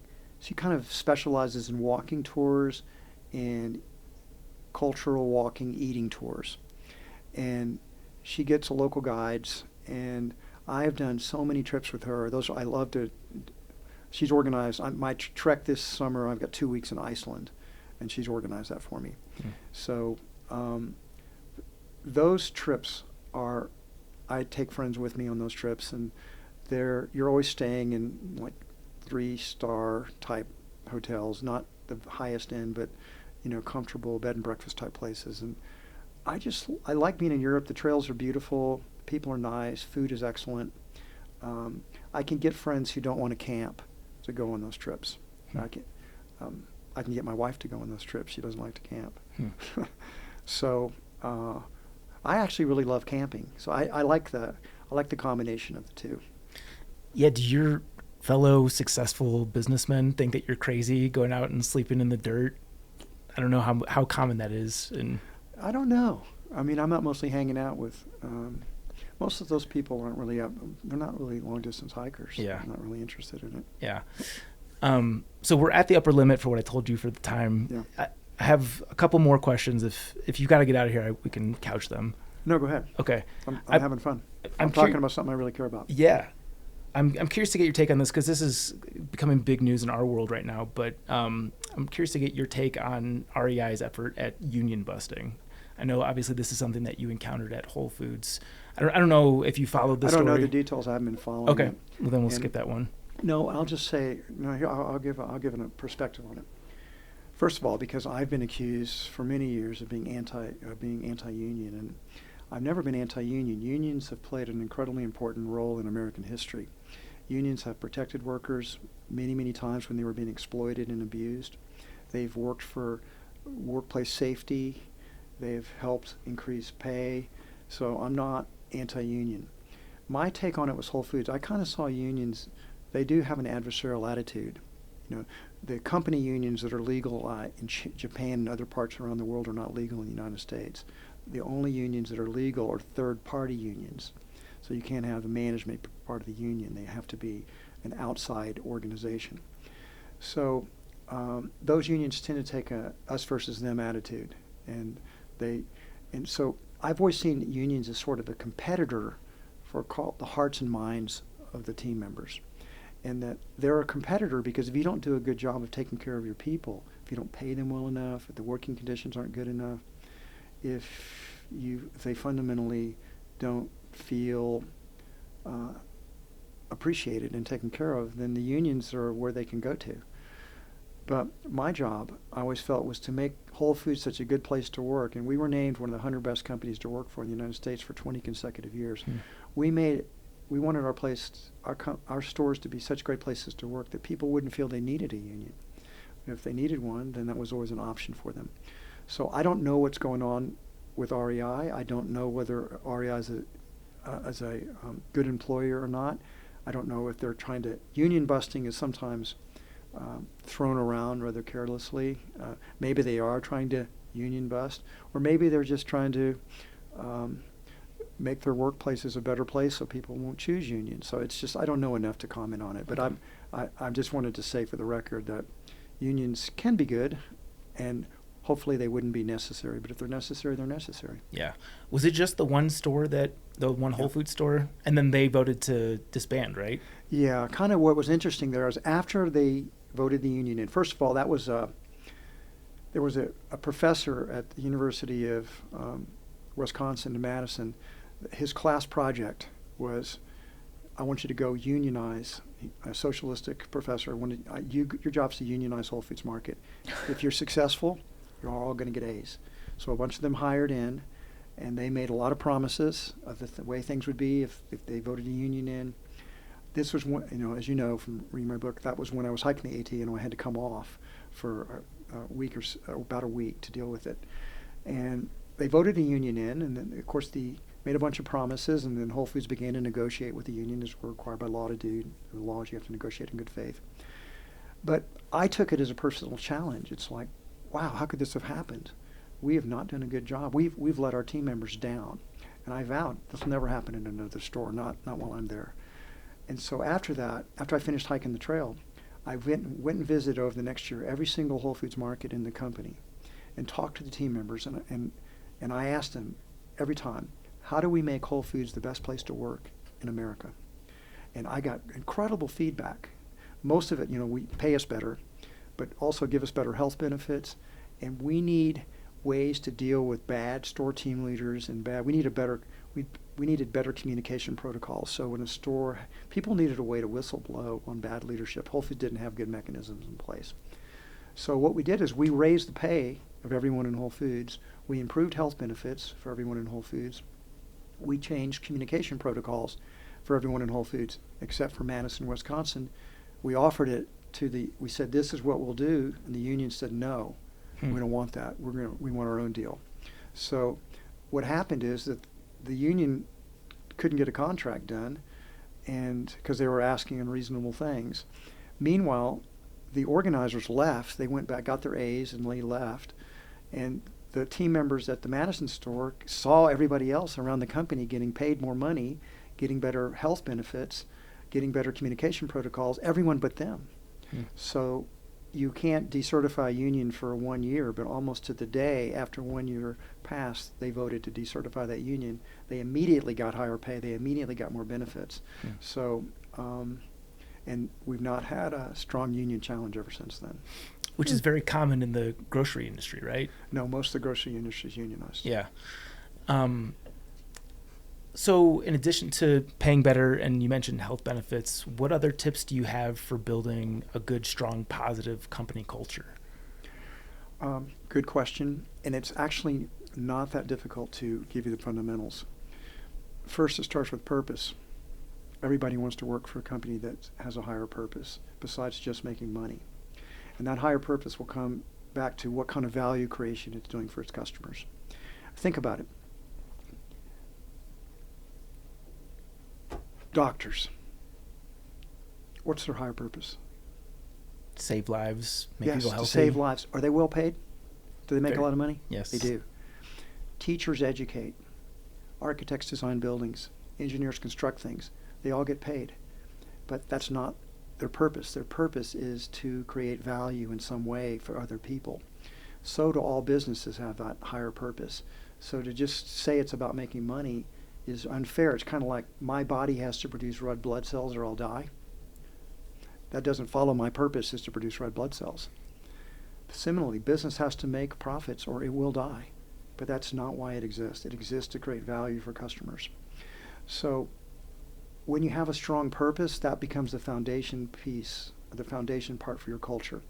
Then on top of that, on that foundation, you build your core values for how you're going to run the company. And you have to live up to those core values. You articulate these core values, you put them on your wall, you put it in your orientation, and you demand that your leaders live up to the core values.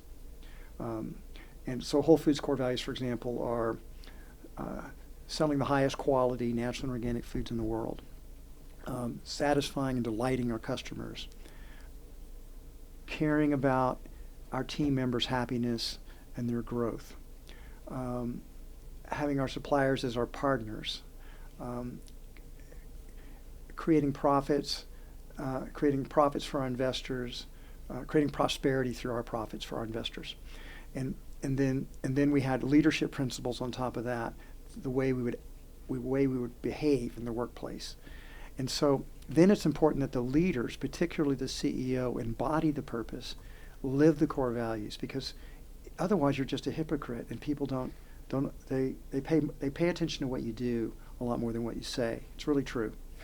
And then you talk about it all the time. You talk about what you want in your culture. You have to get it established. And like one of the things Whole Foods did after the Amazon merger, we created a program we called Cultural Champions. And people would have to go through this cultural training program so they'd understand Whole Foods' culture. And then they become champions of it.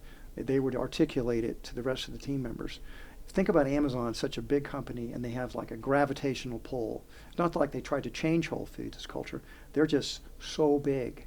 Their pull is so strong. It was important for Whole Foods to be able to maintain our own uniqueness and not be overwhelmed by that culture.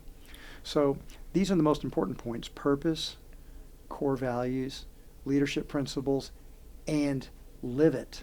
And make sure everybody else is living it too. And then allow the people within the organization to call bullshit.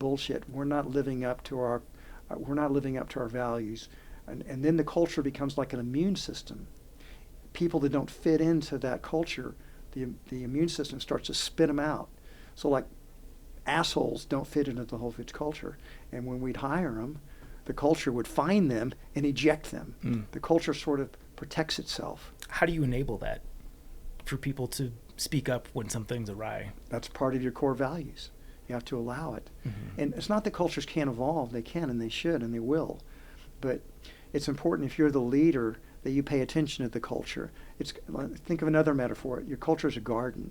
You got to pull out the weeds. You got to pull out the toxic stuff, the bugs that are preying on your on your healthy plants, and you got to nurture it with fertilizer and protect it. And I think the leader of a culture, you shouldn't delegate that out. That's something you have to. I always paid attention to the whole foods culture, and I that's the one thing I'll still always worry about is, I can't protect that any longer. So fortunately, Whole Foods just told me they have 20,000 cultural champions that are working for the company now. I think that culture's in pretty good shape. Yeah. I imagine you had to have been concerned in the acquisition with Amazon about losing at least a thread of that culture, right? That was my chief concern. Yeah. Quite frankly.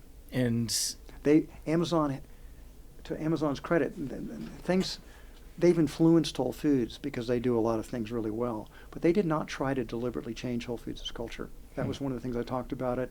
We have an amazing culture. In fact, Whole Foods had some positive effects on Amazon's culture.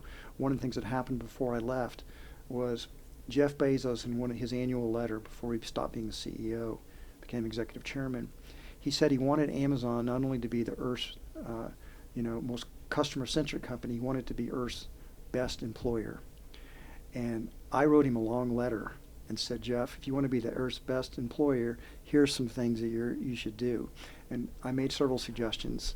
But one of the things I suggested was, you have 14 leadership principles. Do you realize not one of your leadership principles says anything about how you're going to treat your employees? You want to be the Earth's best employer? Make it a value. Make it a core principle of the company. And he came back with 2. And then he sent them to me and said for feedback. And I made suggestions, and those suggestions were incorporated. Wow. So that was an indirect way that, and you know what happens, once you write them down and it becomes part of you may not immediately change the culture, but then people notice when you're not living up to it, and they start to hold you accountable for it. They call bullshit, and they'll do that in Amazon. They'll do that in any company. So I think Amazon is on a good track. Yeah. What is Jeff Bezos, the person, like?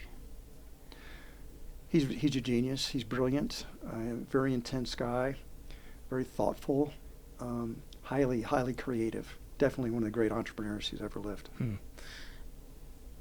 Totally he loves science fiction and fantasy, and he loves scuba diving. I love both of those things. He would have loved your trail your trail entries. He probably would have. Totally shifting gears. I don't know how I came to this, but one idea that I've had for grocery stores, and I think you had kind of alluded that one of the grocery stores either that you'd worked with when you were in Austin is either a competitor or maybe one that you worked for, I forget, is incorporating informational aspects about the food that you're eating, like an educational component. I'm picturing like flat screen TVs that are telling you about the vitamins and minerals that are in various produce.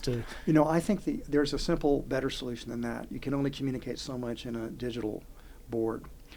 Every product in the store, from produce, meat, all the grocery items in the center store, all of them should have like a QR code, and every product will have a story. A massive amount of information and depth behind it. How it was grown. Is it organic? Does it have GMOs in it? And then with your smartphone, your iPhone, you can scan that QR code and you can go as deep as you want to on every single product.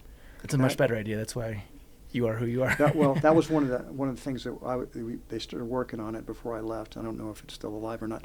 Quite frankly, my book was my final gift to Whole Foods. And I have kind of a mantra now. That's not my problem any longer. It would be cool if that QR code could show like easy recipes, and then it says that one's in row 12, that one's in aisle 9. Yeah. You can just go get the others. Julina, you could have a future in the grocery business. It's a good idea. Call me. That's a good idea. Okay, we've taken enough of your time. I got to go pee mostly. Well, we will. The Kumo question. Oh, yeah, we have a Kumo question. Shout out to Gossamer Gear, who is our longstanding sponsor. Chaunce is going to grab the Kumo here for you. And we've got a variety of... Oh, thank you. Wow. What are these little balls for? They're full of random questions. I see. You're going to pull it out of the bag. You're going to read it like a Kumo bag. You're giving me a question. I'm guessing you probably have no issue getting Gossamer Gear packs. Use code SnuggleBug for 20% off. Oh, I love this. It's a great question to ask me. Yeah. What is it? What is the cheesiest movie you secretly love? Ooh, what is it? I love all the Twilight movies. No, you don't. I've watched them 4 or 5 times. Who's your favorite character?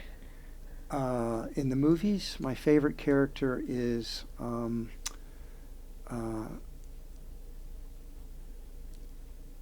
good question. I think my favorite character is I don't know, who's the patriarch of the Cullen family? Oh, starts with a C. You're getting no help Carlisle. from me. Carlisle. Yeah, sorry. Town on the AT. Yeah, of course, Carlisle. He's my favorite character. I love Carlisle. He's such a good man. He's a vegetarian vampire. And he's got a whole cult of vampires following him. How can you not love Carlisle? I can see it. That's fitting. I mean, I didn't like either Edward or Jacob. These guys are, always fighting and arguing. I'm just very, for people that are going to live a long time, they should have a lot more maturity. Yeah. Did your stepdaughter pull you into these movies? No, and I've read the books too. I read a lot of romance novels. Yeah. Really? Yeah, I've read almost all the Virgin River books, for example. I read fantasy, science fiction, romance novels. Whatever captures me. Yeah. Would you rather be a vampire or a werewolf? I've asked that question. Do I get to be immortal in both cases? Sure. I think for me, I'd rather be the vampire and probably live on animal blood, probably. It's tough.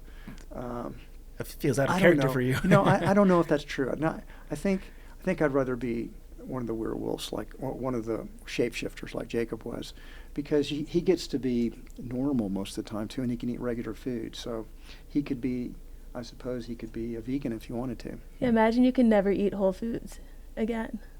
If you were a vampire? Yeah. Yeah, I don't want to be a vampire.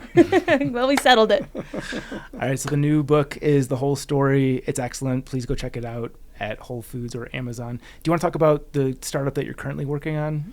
Yeah, let me just talk a little bit about Love Life. So Love Life's kind of my new vision, and I've co-created it with other people I worked with at Whole Foods. And you can find it at www.love.life. There's no .com, just love.life. And right now we've got a telehealth business. We're practicing medicine in all 50 states via telehealth. And we have a coaching business online coaching business for reversing or mastering diabetes and mastering weight loss. But the big idea that we're launching is these one-stop holistic health membership clubs. This is kind of a continuation of my own higher purpose. And so we're opening one in LA. The first one will open up. It's going to open on July 9th in the Beach Cities area of LA in El Segundo, located right next to one of Whole Foods Market's most successful stores in Southern California. Whole Foods is a perfect co-tenant for what we're doing. In this Love Life, we will have a plant-forward restaurant. It won't be strictly vegan, but it'll be plant-based, and you can add animal proteins to it. We will have a state-of-the-art fitness center. We'll have a yoga studio, a Pilates studio. We'll have a state-of-the-art spa. We'll have all kinds of recovery modalities, from cryotherapy to cold plunges to hyperbaric oxygen chambers to infrared saunas, regular saunas, et cetera, et cetera, et cetera.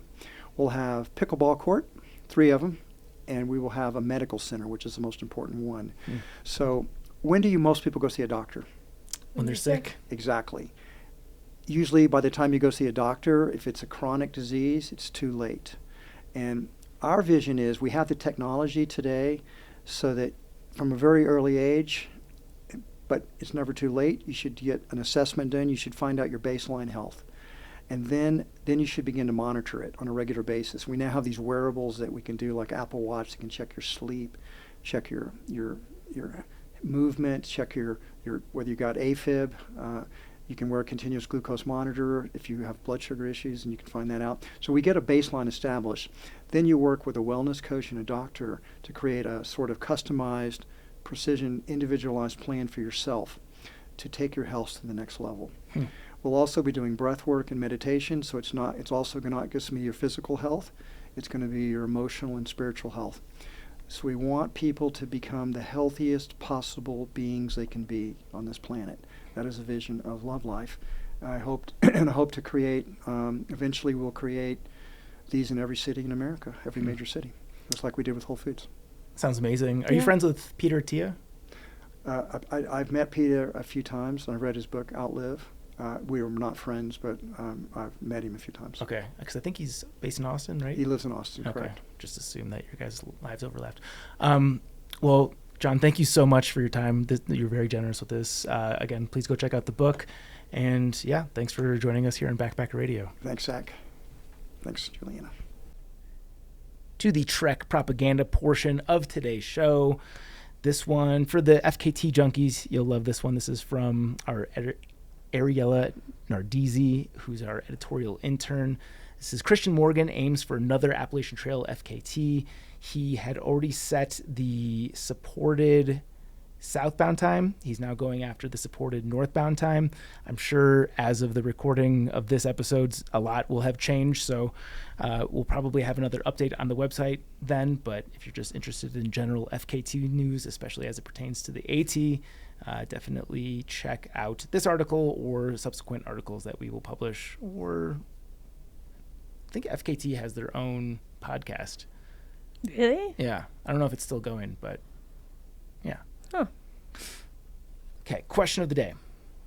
What fact is common knowledge in your field but unknown to most of the population? Is this yours, or did I suggest this? Okay. What's your field? Oh, I thought we would just use backpacking as our field. Oh, okay.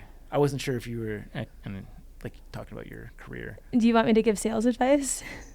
I've never had any sales training. Okay, I'll give you one, which is that you should follow up things with a question and ask open-ended questions. So a Ouija board. Like if someone objects to something or gives you, just something that's not super positive, you can answer it, respond to it, or acknowledge it, respond to it, and then move on from it with a question. Okay. That way it's not something you dwell on. But the question can't be a yes or no. That I don't want to use your software to do takeout at my restaurant. I can understand why you might feel that way. We had X takeout place who also was a little hesitant at first, but after implementing it saw great results. Why is it that you're so set against doing this? Wow, sold. I'll take all of the software, please. But no, that's not as fun to talk about. Yeah. I was thinking more, if it's going to go below freezing, you sleep with your water filter. Okay, that's a good one. I don't think normal people would just know something like that. Yeah. Not that I'm super smart, but I don't think normal people will think about that. That's a good beginner tip. Shit, I should have better prepared for this one. How about what were you gonna say? I don't know what my career or industry is, so I guess backpacking. So the same answer. Yeah. Backpacking. Along the same lines is if you fall asleep with your shoes being wet, I find it beneficial to bring them in the tent, unless you want to be putting it's also supposed to be cold outside, unless you want to be putting your feet into frozen shoes in the morning. Just getting them closer to at least thaw. It probably won't be dry, but they won't be frozen. Electronics is another good sleeping with when it's cold outside. Batteries drain faster when it's cold, so might not be the most comfortable thing to be sleeping with your large Anchor portable battery, but if you care about charging your devices, then that will preserve its battery life. What about this is more something I've heard while skiing, which is that if you wear 2 pairs of socks, it does not in fact make you warmer, it can make you colder. I don't know if that's a myth. Yeah, we should look that up, because there's a lot of things I've heard like that turn out to be the urban legends, right? Such as the baby rattlesnake. I was just thinking about that. All right. Does wearing 2 pairs of socks not actually make your feet warmer? This is ChatGPT's response. Wearing 2 pairs of socks can sometimes make your feet feel warmer, but it depends on a few factors, such as the fit of your shoes, the material of the socks, and how much room there is for air circulation.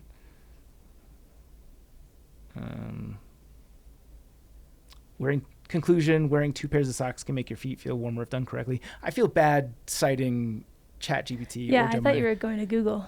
Well, kind of the same, but anyway, stuff like that. Yeah, but not that. Yeah. What other tips, tricks can we offer the folks?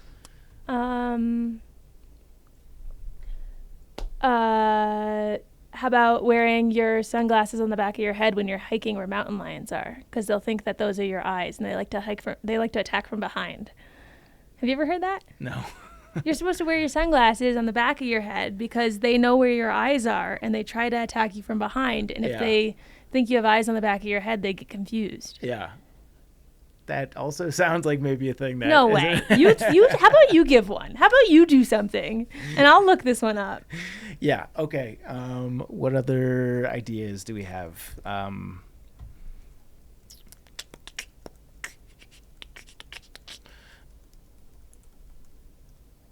I think this is like a 202 level tip. This is something I went the entire AT without really taking into great consideration, and now I always think about this when choosing a campsite. But finding the perfect campsite has a lot to do with overhanging trees, both for temperature considerations and condensation considerations. When I was just breaking into the world of backpacking, I was literally just looking for flat ground, and I didn't even think to look above me or what the surrounding area was.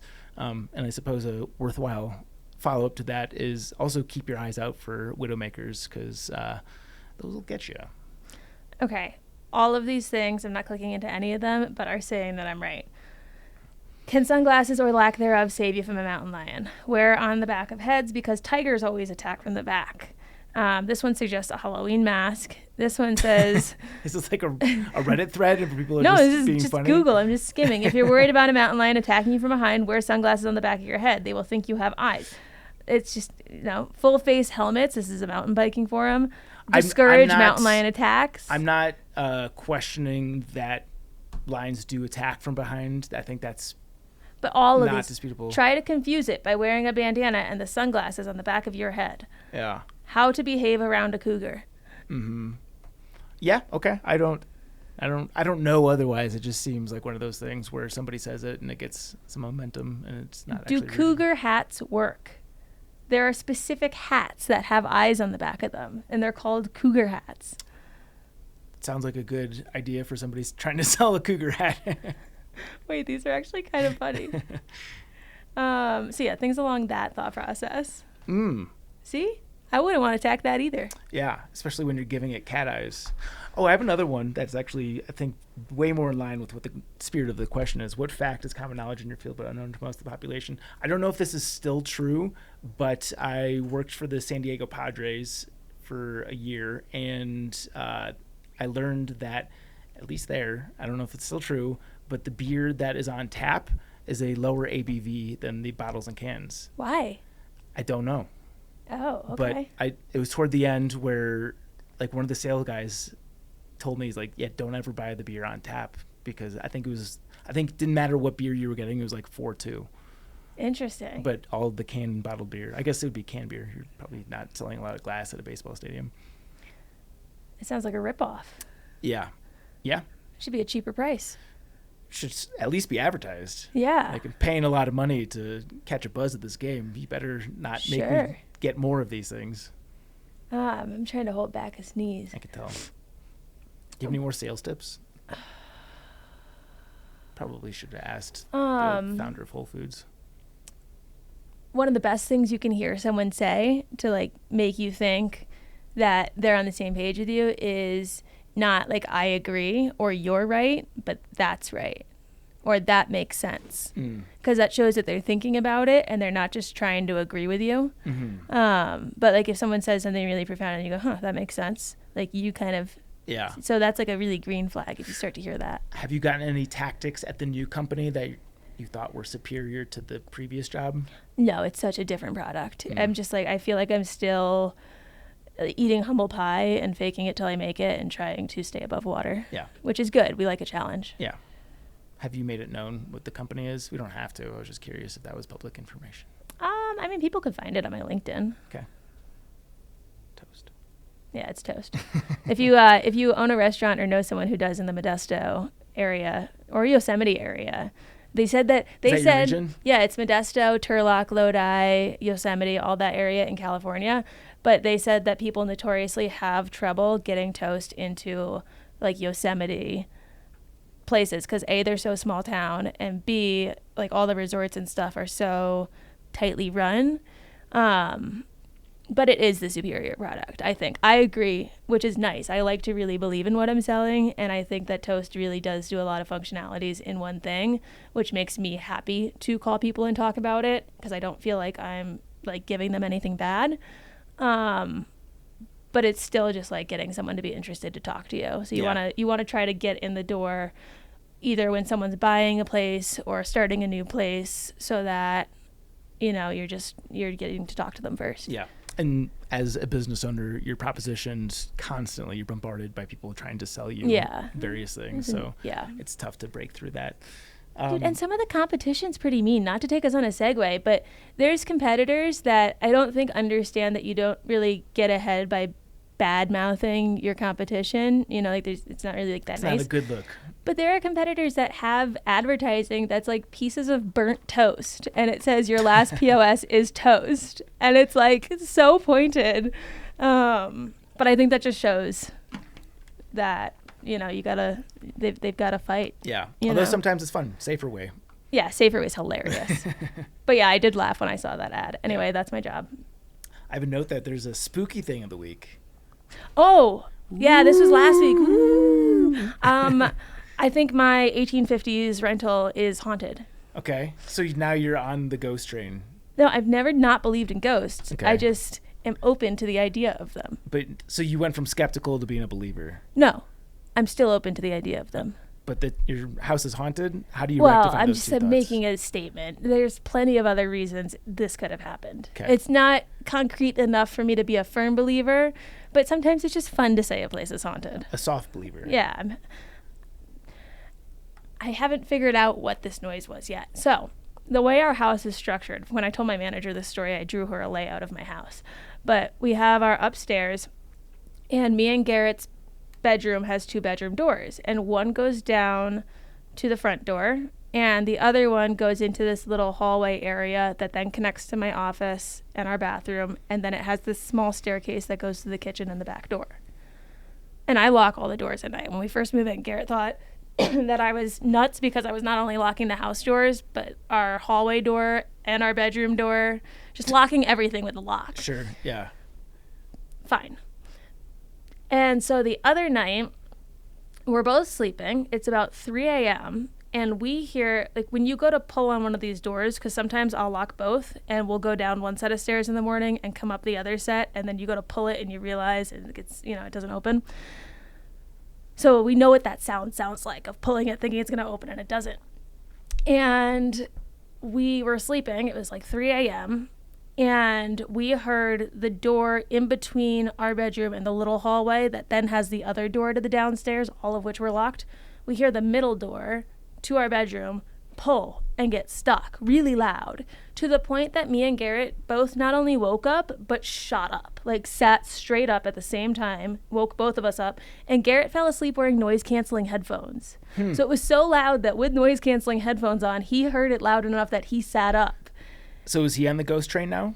We both don't know what it was. Yeah. So naturally, I was like, this is the perks of me wearing a ring on my finger. Go check it out. Yeah. I'm going to stay here. We were also watching an episode of Dave the other night, which was really funny because the girl in it had bear mace next to her bed, and I keep my bear mace in my bedside drawer. So I was like, don't worry, I've got the bear mace. Yeah. Can't be too safe out there. And yeah, he went to check it out. Nothing in the hallway. The door going downstairs was still locked. Went downstairs. Nothing was amiss. Nothing has happened since. But it was so loud. Yeah. Nothing fell. What percentage of ghosts are probably just perverts? Like, you've got free access to watching people do their most darkest things because they don't think anyone's watching.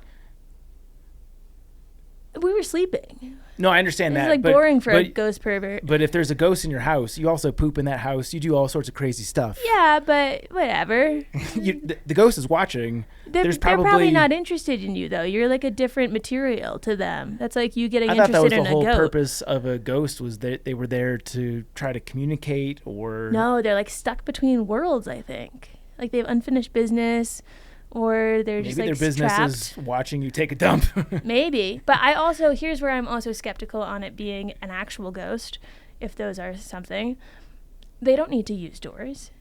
Why would the ghost need to pull open the door? Yeah. Just through it. Great question. So a lot of unknowns. All I know was that it was loud, and it was loud enough that we both sat up. It was loud enough in a certain way that we both knew what the sound was. Yeah.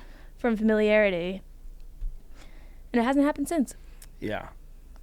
I'm still on camp no ghosts for sure. You make a great point there. But I'm positive if there are ghosts, they're perverts. Sure. I'll get on board with that. Yeah. No chance that they're not just watching you do the dirty stuff. This does make me think we should do a triple crown of things in your bedside table at some point. Rachel, take a note on that. Yeah. Mine's boring because I've got kids that reach around stuff. Mine's psychotic. Believe it. Bear mace. I've got a hammer. It was just I had to put it away at some point. I didn't know where to put it, so I put it next to the bear mace. Yeah. But like I am equipped. Yeah. Several other things are in there, but yeah, cough drops, chapstick, a book. That's it. Yeah. Okay, yours is less exciting than mine is. No. When you got kids, you got to be very mindful of anything that's within reach, especially babies. They love to choke on stuff. Ew. Yeah. Cool. Triple crown. We're doing a swerve here. The triple crown of Whole Foods foods. Yes. Things that you buy at Whole Foods. First and foremost, what is your Whole Foods? What do you mean? Which Whole Foods do you shop at? Oh, okay. So this actually breaks my heart. I should have asked John about this. He's going to have to come back. I heard that you can only have so many Whole Foods open within a certain distance of each other. So when I first moved to Colorado, I lived on Emerson, right where it intersected with, what was the cross street? 11th. 11th and Emerson. Whole Foods, yeah. And there was a Whole Foods right there. Yeah. Not anymore. Not for like years because they opened the one in Union Station. But when I first moved to Denver, I was 2 doors away from that Whole Foods. And so I would never... You think they closed it because of the Union Station one? That's what people said, was that they had to close it to open the Union Station one because they were too close together. Interesting. Because it was doing well. Yeah. It was never not doing well. Again, we had John here. We could have asked him. I remember that parking lot was chaos. Yeah, but I would never keep groceries because I would just... Whenever I got hungry, think about what am I hungry for at this exact moment and walk over to Whole Foods and get it. Sure. It was a time to be alive. Yeah. And then they took it away and I got sad. Yeah, it's a big blow to lose a Whole Foods. Yeah. So my current Whole Foods is the one that's right near the mall, the Cherry Creek Mall. Okay. Which is also a bit of a zoo. Yeah. Okay. Where's your Whole Foods? There's one in South Golden, also by a mall. Yeah, nothing too extravagant about it. Neat. My first one, the mango salsa. Have you gotten their mango salsa? I have had it. That's a great call. It Yeah. wasn't on my list, but it should have been. Yeah, that is really I good. get it every time I go. Yeah. Very similar to that. I think they do an excellent spicy guacamole. Ooh, yeah, they do. Their guacamole, usually grocery store guacamole is unpalatable. Is that the right word? Yeah. It's disgusting. Like most of the standard guacamole is just they put so many preservatives in it because avocados oxidize very quickly. Whole Foods is actually one of the few that's actually fresh. And their spicy guacamole. If you go to the Whole Foods in Frisco, it's like when you're driving up to the mountains, very popular stop off, they have an extra spicy version of it. And we dared one of our friends, because they had like all the chili peppers on top, to scoop off all of the peppers into one chip and eat it. And he had the worst day of his life after that. I love that. Yeah. I get 2. Yes. To go back to my list. Underrated.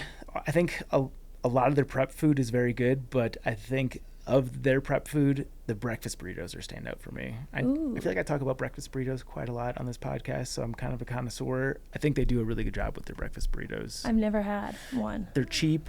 They're good bacon ratio, not too potatoey. For a grocery store breakfast burrito, can't go wrong. Okay. This one's really expensive, but in the same style containers they keep the mango salsa in, like if you move your eyes about 5 notches to the right, typically, or somewhere around there, they have pomegranate seeds. Yeah. And they do all the hard work. I've never bought it because of the price. It's so expensive. Yeah. When I'm feeling really naughty. Yeah. And like I need some health in my life at no matter the cost, those are so good because the work has been done for you. They're fresh because they're in one of those containers that show that they've got a perishable shelf life. Yeah. Instead of it being like frozen or in a bag or dried. I mean, that is a justifiable one. Opening a pomegranate is a nightmare. It takes a lot of time. Yeah, it's so frustrating. And then your fingers are all just like. Yeah, I've watched YouTube videos on how to do it efficiently. My brother-in-law did a thing where like he dumped it into a bowl of water. I don't know. It's a hard task. It is. It's a lot of work. So you're part of the upcharge is paying for someone's got to do that manual labor. Yeah, I don't think there's any fruit that is as laborious as pomegranate. At least not that I've had. A pineapple would probably be close. I've cut a lot. I mean, pineapple's a good one, but I would still rather cut open a pineapple. Have you ever cut open a dragon fruit? No. Those ones are hard too. Okay, my third one, call me boring, but anything at the hot food bar is so good. Yeah. I typically gravitate towards one of their hot green beans, or if they have anything green bean I like. But sometimes they'll do a Thanksgiving dinner where they'll have the stuffing and the mashed potatoes and the turkey and the gravy. And you just put it all in one of those little boxes. Yeah. It's great. That'll be $40. Yeah. Yeah, no, I agree. The salad bar is awesome. And to your point, it's one of those things that you can eat, don't have to think about it, and you don't feel like a bag of dicks at the end of it. Yeah. I'll let you go because I could just keep going. Sure. My last one, this is kind of boring, but legitimately Whole Foods does it better than at least any other grocery store that I shop at, is their organic frozen veggies. Are really very good, and they're actually reasonably priced. The difference with their veggies are not only do they look very healthy, but I feel like when you buy like broccoli at any other grocery store, you're getting like half of it's just stems. With at Whole Foods, you're getting like the meat of the vegetable. You're getting the good part. The meat of the vegetable. Yeah. Yeah, I feel like I'm always let down with other grocery stores' frozen veggies. There's always just something not as good about it. And especially a shout out, they have one of their mixes is a stir fry, which legitimately, it's just all the stir fry veggies. You cook up your chicken, you slap that in, you throw in some teriyaki or whatever. The meal's made. It's very simple and it's delicious. Yeah, Trader Joe's does that well. The frozen things in a bag that you just have to open the bag and put it in a saucepan. Yeah. They had a good, I made a mushroom ravioli the other night, and I had some left for when Garrett got back from hockey, and I didn't tell him how I made it. I just said, I made mushroom ravioli. Yeah. And he got so excited. He told me how great it was. I literally just opened the bag and turned it upside down. I feel like Trader Joe's is the grocery store that has the highest percentage of you can just grab something random and it's going to be good. Yeah.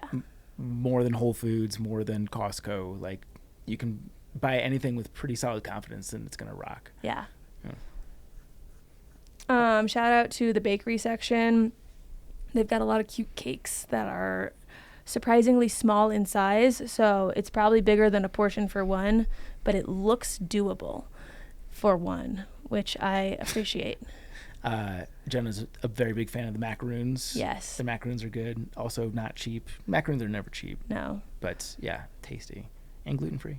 Mm-hmm. My last honorable mention, can't believe I didn't include this in the main draft portion, but their Olive Bar. Oh, yes. I was thinking about that actually earlier in the episode. I don't know why my mind went there. Yeah. But then I was thinking that was kind of a boring answer because a lot of I went with frozen veggies. So. Yeah. I was also going to ask John how he felt about grazing because I always leave there with 1, 2, 3, 4 olives in my belly that I didn't come in with. Yeah.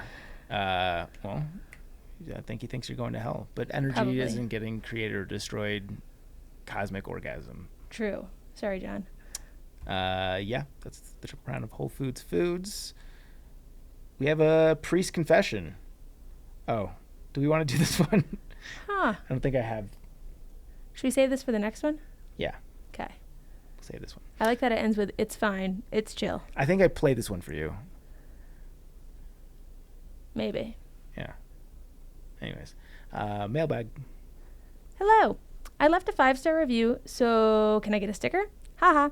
Love the podcast. I would like to encourage you to do some deep dives into the South American hikes during the winter, our winter, and the GDT. Love the Canadian Rockies. Hikes in Patagonia and the O in Torres del Paine. Piney. Piney? Mm-hmm. What? I mean, if I didn't know that, I would definitely pronounce it wrong, but... Piney. Like Heine, but with a P? Yeah. Torres del Paine. And the Cordillera Blanca and the Cordillera... I think they thought you were going to read this. Huayhuash traverses in Peru would be stellar examples. I haven't done them, but the O may be on the menu for this coming winter. Side note here, we actually have recently talked about the O circuit in an episode, and we've also talked about the Huayhuash in an episode too. Was that a Dirtmonger? Who else talked about that? Remember. I was thinking maybe even Twinkle. Was it Quack? No clue. If you Google backpacker radio and then put in one of these words, it will tell you because of how search engines work. Try just doing the Huayhuash part. Don't do the Cordillera. Anyway, back to the email. Also, some advice for Zach on hiking. Twinkle. There you go. Hey, I was right. And Quack as well. Okay, so you were right too. Net even. Also, some advice for Zach on hiking with kids. I have 2 boys, now 13 and 14, and they have hiked up and down the western United States and Canada since the youngest was small enough that I carried him in a backpack. The 2 things kids love in my experience are fire and water. Throwing sticks into river currents during a hike and having a fire either during a hike or at a backcountry camp are simple things that my kids loved to do, and something I would set as a goal to get some miles in. Let's get to the river and race some stick boats, for example. Anyway, Chaunce, Zach, and the gang, keep up the good work. Thanks, Lucas. P.S. If you can get Joey Coconato, my own frontier, on your show, I would be willing to bet that dude has some stories to tell. Coconato. That's a cool name. Thank you, Lucas. Some good tips there. Fact that I'm going to say boys, maybe kids in general, love throwing rocks. Yeah. When I take Leo out just on our short walks around the neighborhood, we've got a creek out there, and it gets to the point where like I have to coax him with treats to go back to the house because he gets so locked in on it. I can't get him to leave the house. That's always the biggest problem. And then once we get out, I can't get him to get back in the house. He gets stuck in his ways as toddlers do. But yeah, he could throw rocks into water all day long. Have I ever told you about geology? I've heard about geology. No, like Garrett's alter ego, geology. Oh, no. That is rap?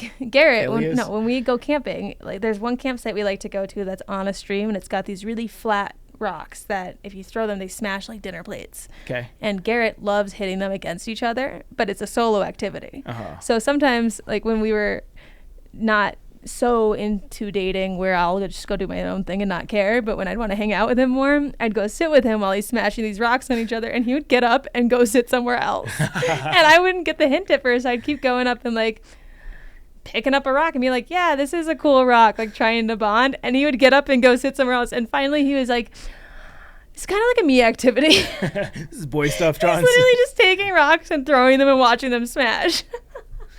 What kind of rocks are these that are smashing? They're like really, really thin. Just they're like dinner plates. Yeah. And they smash like dinner plates. They're really satisfying. But Opa. We call him geology when he's one of those moods because he just needs to sit by himself and hit some rocks against things. Every boy has that in them. Yeah. I was traveling through Spain with a couple of buddies, and like we found a little beach to camp at, and I kid you not, we skipped rocks for 3 hours probably. Like it got old because the sun was going down. It's so satisfying. I can't do it anymore because my elbow starts to hurt. This is getting old.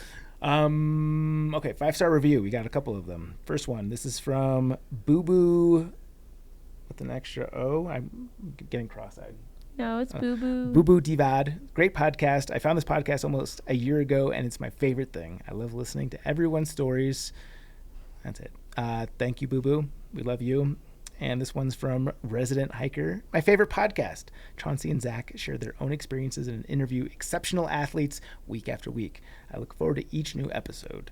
We love you guys. Thank you so much. If you want to hear your review read on this podcast, head on over to Apple Podcasts and leave us any number of stars, just not 1, 2, 3, or 4. I thank you to today's title sponsor. This is one we're genuinely, we're stoked on all of our title sponsors, obviously, but I know that you've been a user of their products for many, many years prior to them supporting the podcast. Yeah, I got introduced to Helinox when I first moved out to Colorado. Somewhere around then. It was when I was still going, maybe it was just before Colorado. Anyway, I found one of their small chairs that are on a swivel. You could swivel side to side on it. Helinox. Who are you asking? How to pronounce.com. Okay, Helinox. Okay. I got one of their small little, they've got these really tiny ones that pack up super small, and I got one of those, and I loved that it swiveled, and I've had it for over a decade, and it's still in perfect shape. I don't know how it hasn't broken when you take apart all the pieces and put them back together, but it lives in my car. And for Christmas one year, my brother also got me a different kind of chair from them, and that also lives in my car, and I'm kind of just collecting their things and keeping them in my car so that I'm always ready for anything. But the quality's great. Chair that you're describing is aptly named the swivel chair. Yes. Yeah. I've had a chance to test both the Zero and what I love especially is the Sunset chair. It's the most comfortable camp chair that we have at our house now, and we've got many. You've had a chance to play around with the table a bit. Yeah, I'm taking the table and the chair camping next weekend. The chair actually has not been in its bag since I brought it home because Garrett has taken it out and it's used in our house as a chair because it's so comfortable. It is very I know a camp chair is a camp chair, but we use ours in place of actual patio furniture at our house. Yeah, so Garrett took it out and I put it away once when we had company, and it's out again, and it's not been collapsed since. Yeah. So good stuff. Thank you to Helinox for supporting the podcast. Head to helinox.com and use code BACKPACKER20 at checkout for 20% off any full price item. And I highly encourage you to get the Sunset chair. That thing fucking rocks. Subscribe and follow us on Apple Podcasts, Spotify, or wherever you listen to podcasts. Follow us on YouTube. Hi, Internet. Oh, I skipped an important part. A super big thank you to our Chuck Norris Award winners on Patreon. That is Alex and Misty with Navigators Crafting, Andrew, Austin McDaniel, Austin Ford, Brad and Blair from 13 Adventures, Brent Stenberg, Brian Alsop, Fables, Christopher Marshburn, Coach from Marion Outdoors, Dane, Ish, Derek Cook, Eric Casper, The Friendly Ghost, Eric Hoffman, Greg Knight, Greg McDaniel, Haley Buckingham, Palace, Jason Snaler, Barely Know Her, Liz Seeger, Patrick C. Cialo, Sawyer Products, Spam, Timothy Hahn, Solo, and Tracy Trigger. You can follow us at Backpacker Radio on TikTok and Instagram, at Backpacker Pod on X, Facebook.com/Backpacker Radio. You can follow Chaunce. I'm still uploading my Ozark Highlands Trail videos on YouTube. You could just search Juliana Chauncey there, or you can find me on Instagram at Juliana_Chauncey. You can get my book, Hiking from Home, a long distance hiking guide for family and friends, on Amazon. Pink Blazing. Yes, I've been trying to limit the amount of things I say here. And I've been dabbling. I went to school for broadcasting, so I did a bunch of video editing stuff prior to the hiking world, but I've been dabbling in doing projects for people who are hiking. Let's say you are going on a hike and you want to take videos of it and either keep them for yourself or upload them, but you don't want to have to deal with editing them while you're on trail, for example. pinkblazepro.com. I've got a service for that I've been doing, and it's really fun. I've also been getting one-off emails for non-typical projects that aren't exactly that, but still kind of hiking related, and I've been humoring any that I have the time for. Question from a friend is he's taking on a hiking trip this year, and he would like for somebody to edit his videos, but in his experience, he's had trouble with actually getting the files to a Google Drive. It times out on his phone. Do you have any advice for that? Yeah, I actually thought about this when I was writing frequently asked questions. I set it up so that an option that you can have is if you were to prefer to mail me your memory cards, we can talk. Because I don't know what the best way to do that. I think it would be varied based on person to person. But in theory, you can mail me your memory cards. I wouldn't be liable if they get lost in the mail. And then I can work from those and either mail them back to you at an agreed on place, which again, I wouldn't want to, get in trouble if a post office lost your memory card, but I would mail back the blank one. And we would just get a rotation going like that, where you'd have probably a few that you'd rotate between you having, me having, and the mail having. Or if you wanted to just pre-get a couple of memory cards and you wanted to send them periodically, there's ways to make it work. Yeah. But I think mailing memory cards would be the way to go about that, which is totally possible. Have you ever had an issue with uploading files from your phone and just having problems with it timing out because it takes so long? Yeah, so what you want to do if you're uploading from your phone is you want to go into your display settings for your screen, and you want to set your screen auto lock to never. Because if the screen doesn't auto lock and auto dim itself, then it will continue uninterrupted until either you leave your Wi-Fi or your phone dies. So if I have a lot of things I want to upload and I don't want to be sitting there tapping the phone every minute to make sure it doesn't turn off, I'll set it to never lock. I will start the upload. I will have my phone plugged into a charger. So either if I'm on trail, my battery pack, or if I'm at a hostel, the wall, and then I can stay nearby it without having to seriously watch it. And once you get to processing, you're good. That's awesome advice. I think that answers this question. All right. That's it for today's show. Thank you so much for listening, and happy hiking. Bye.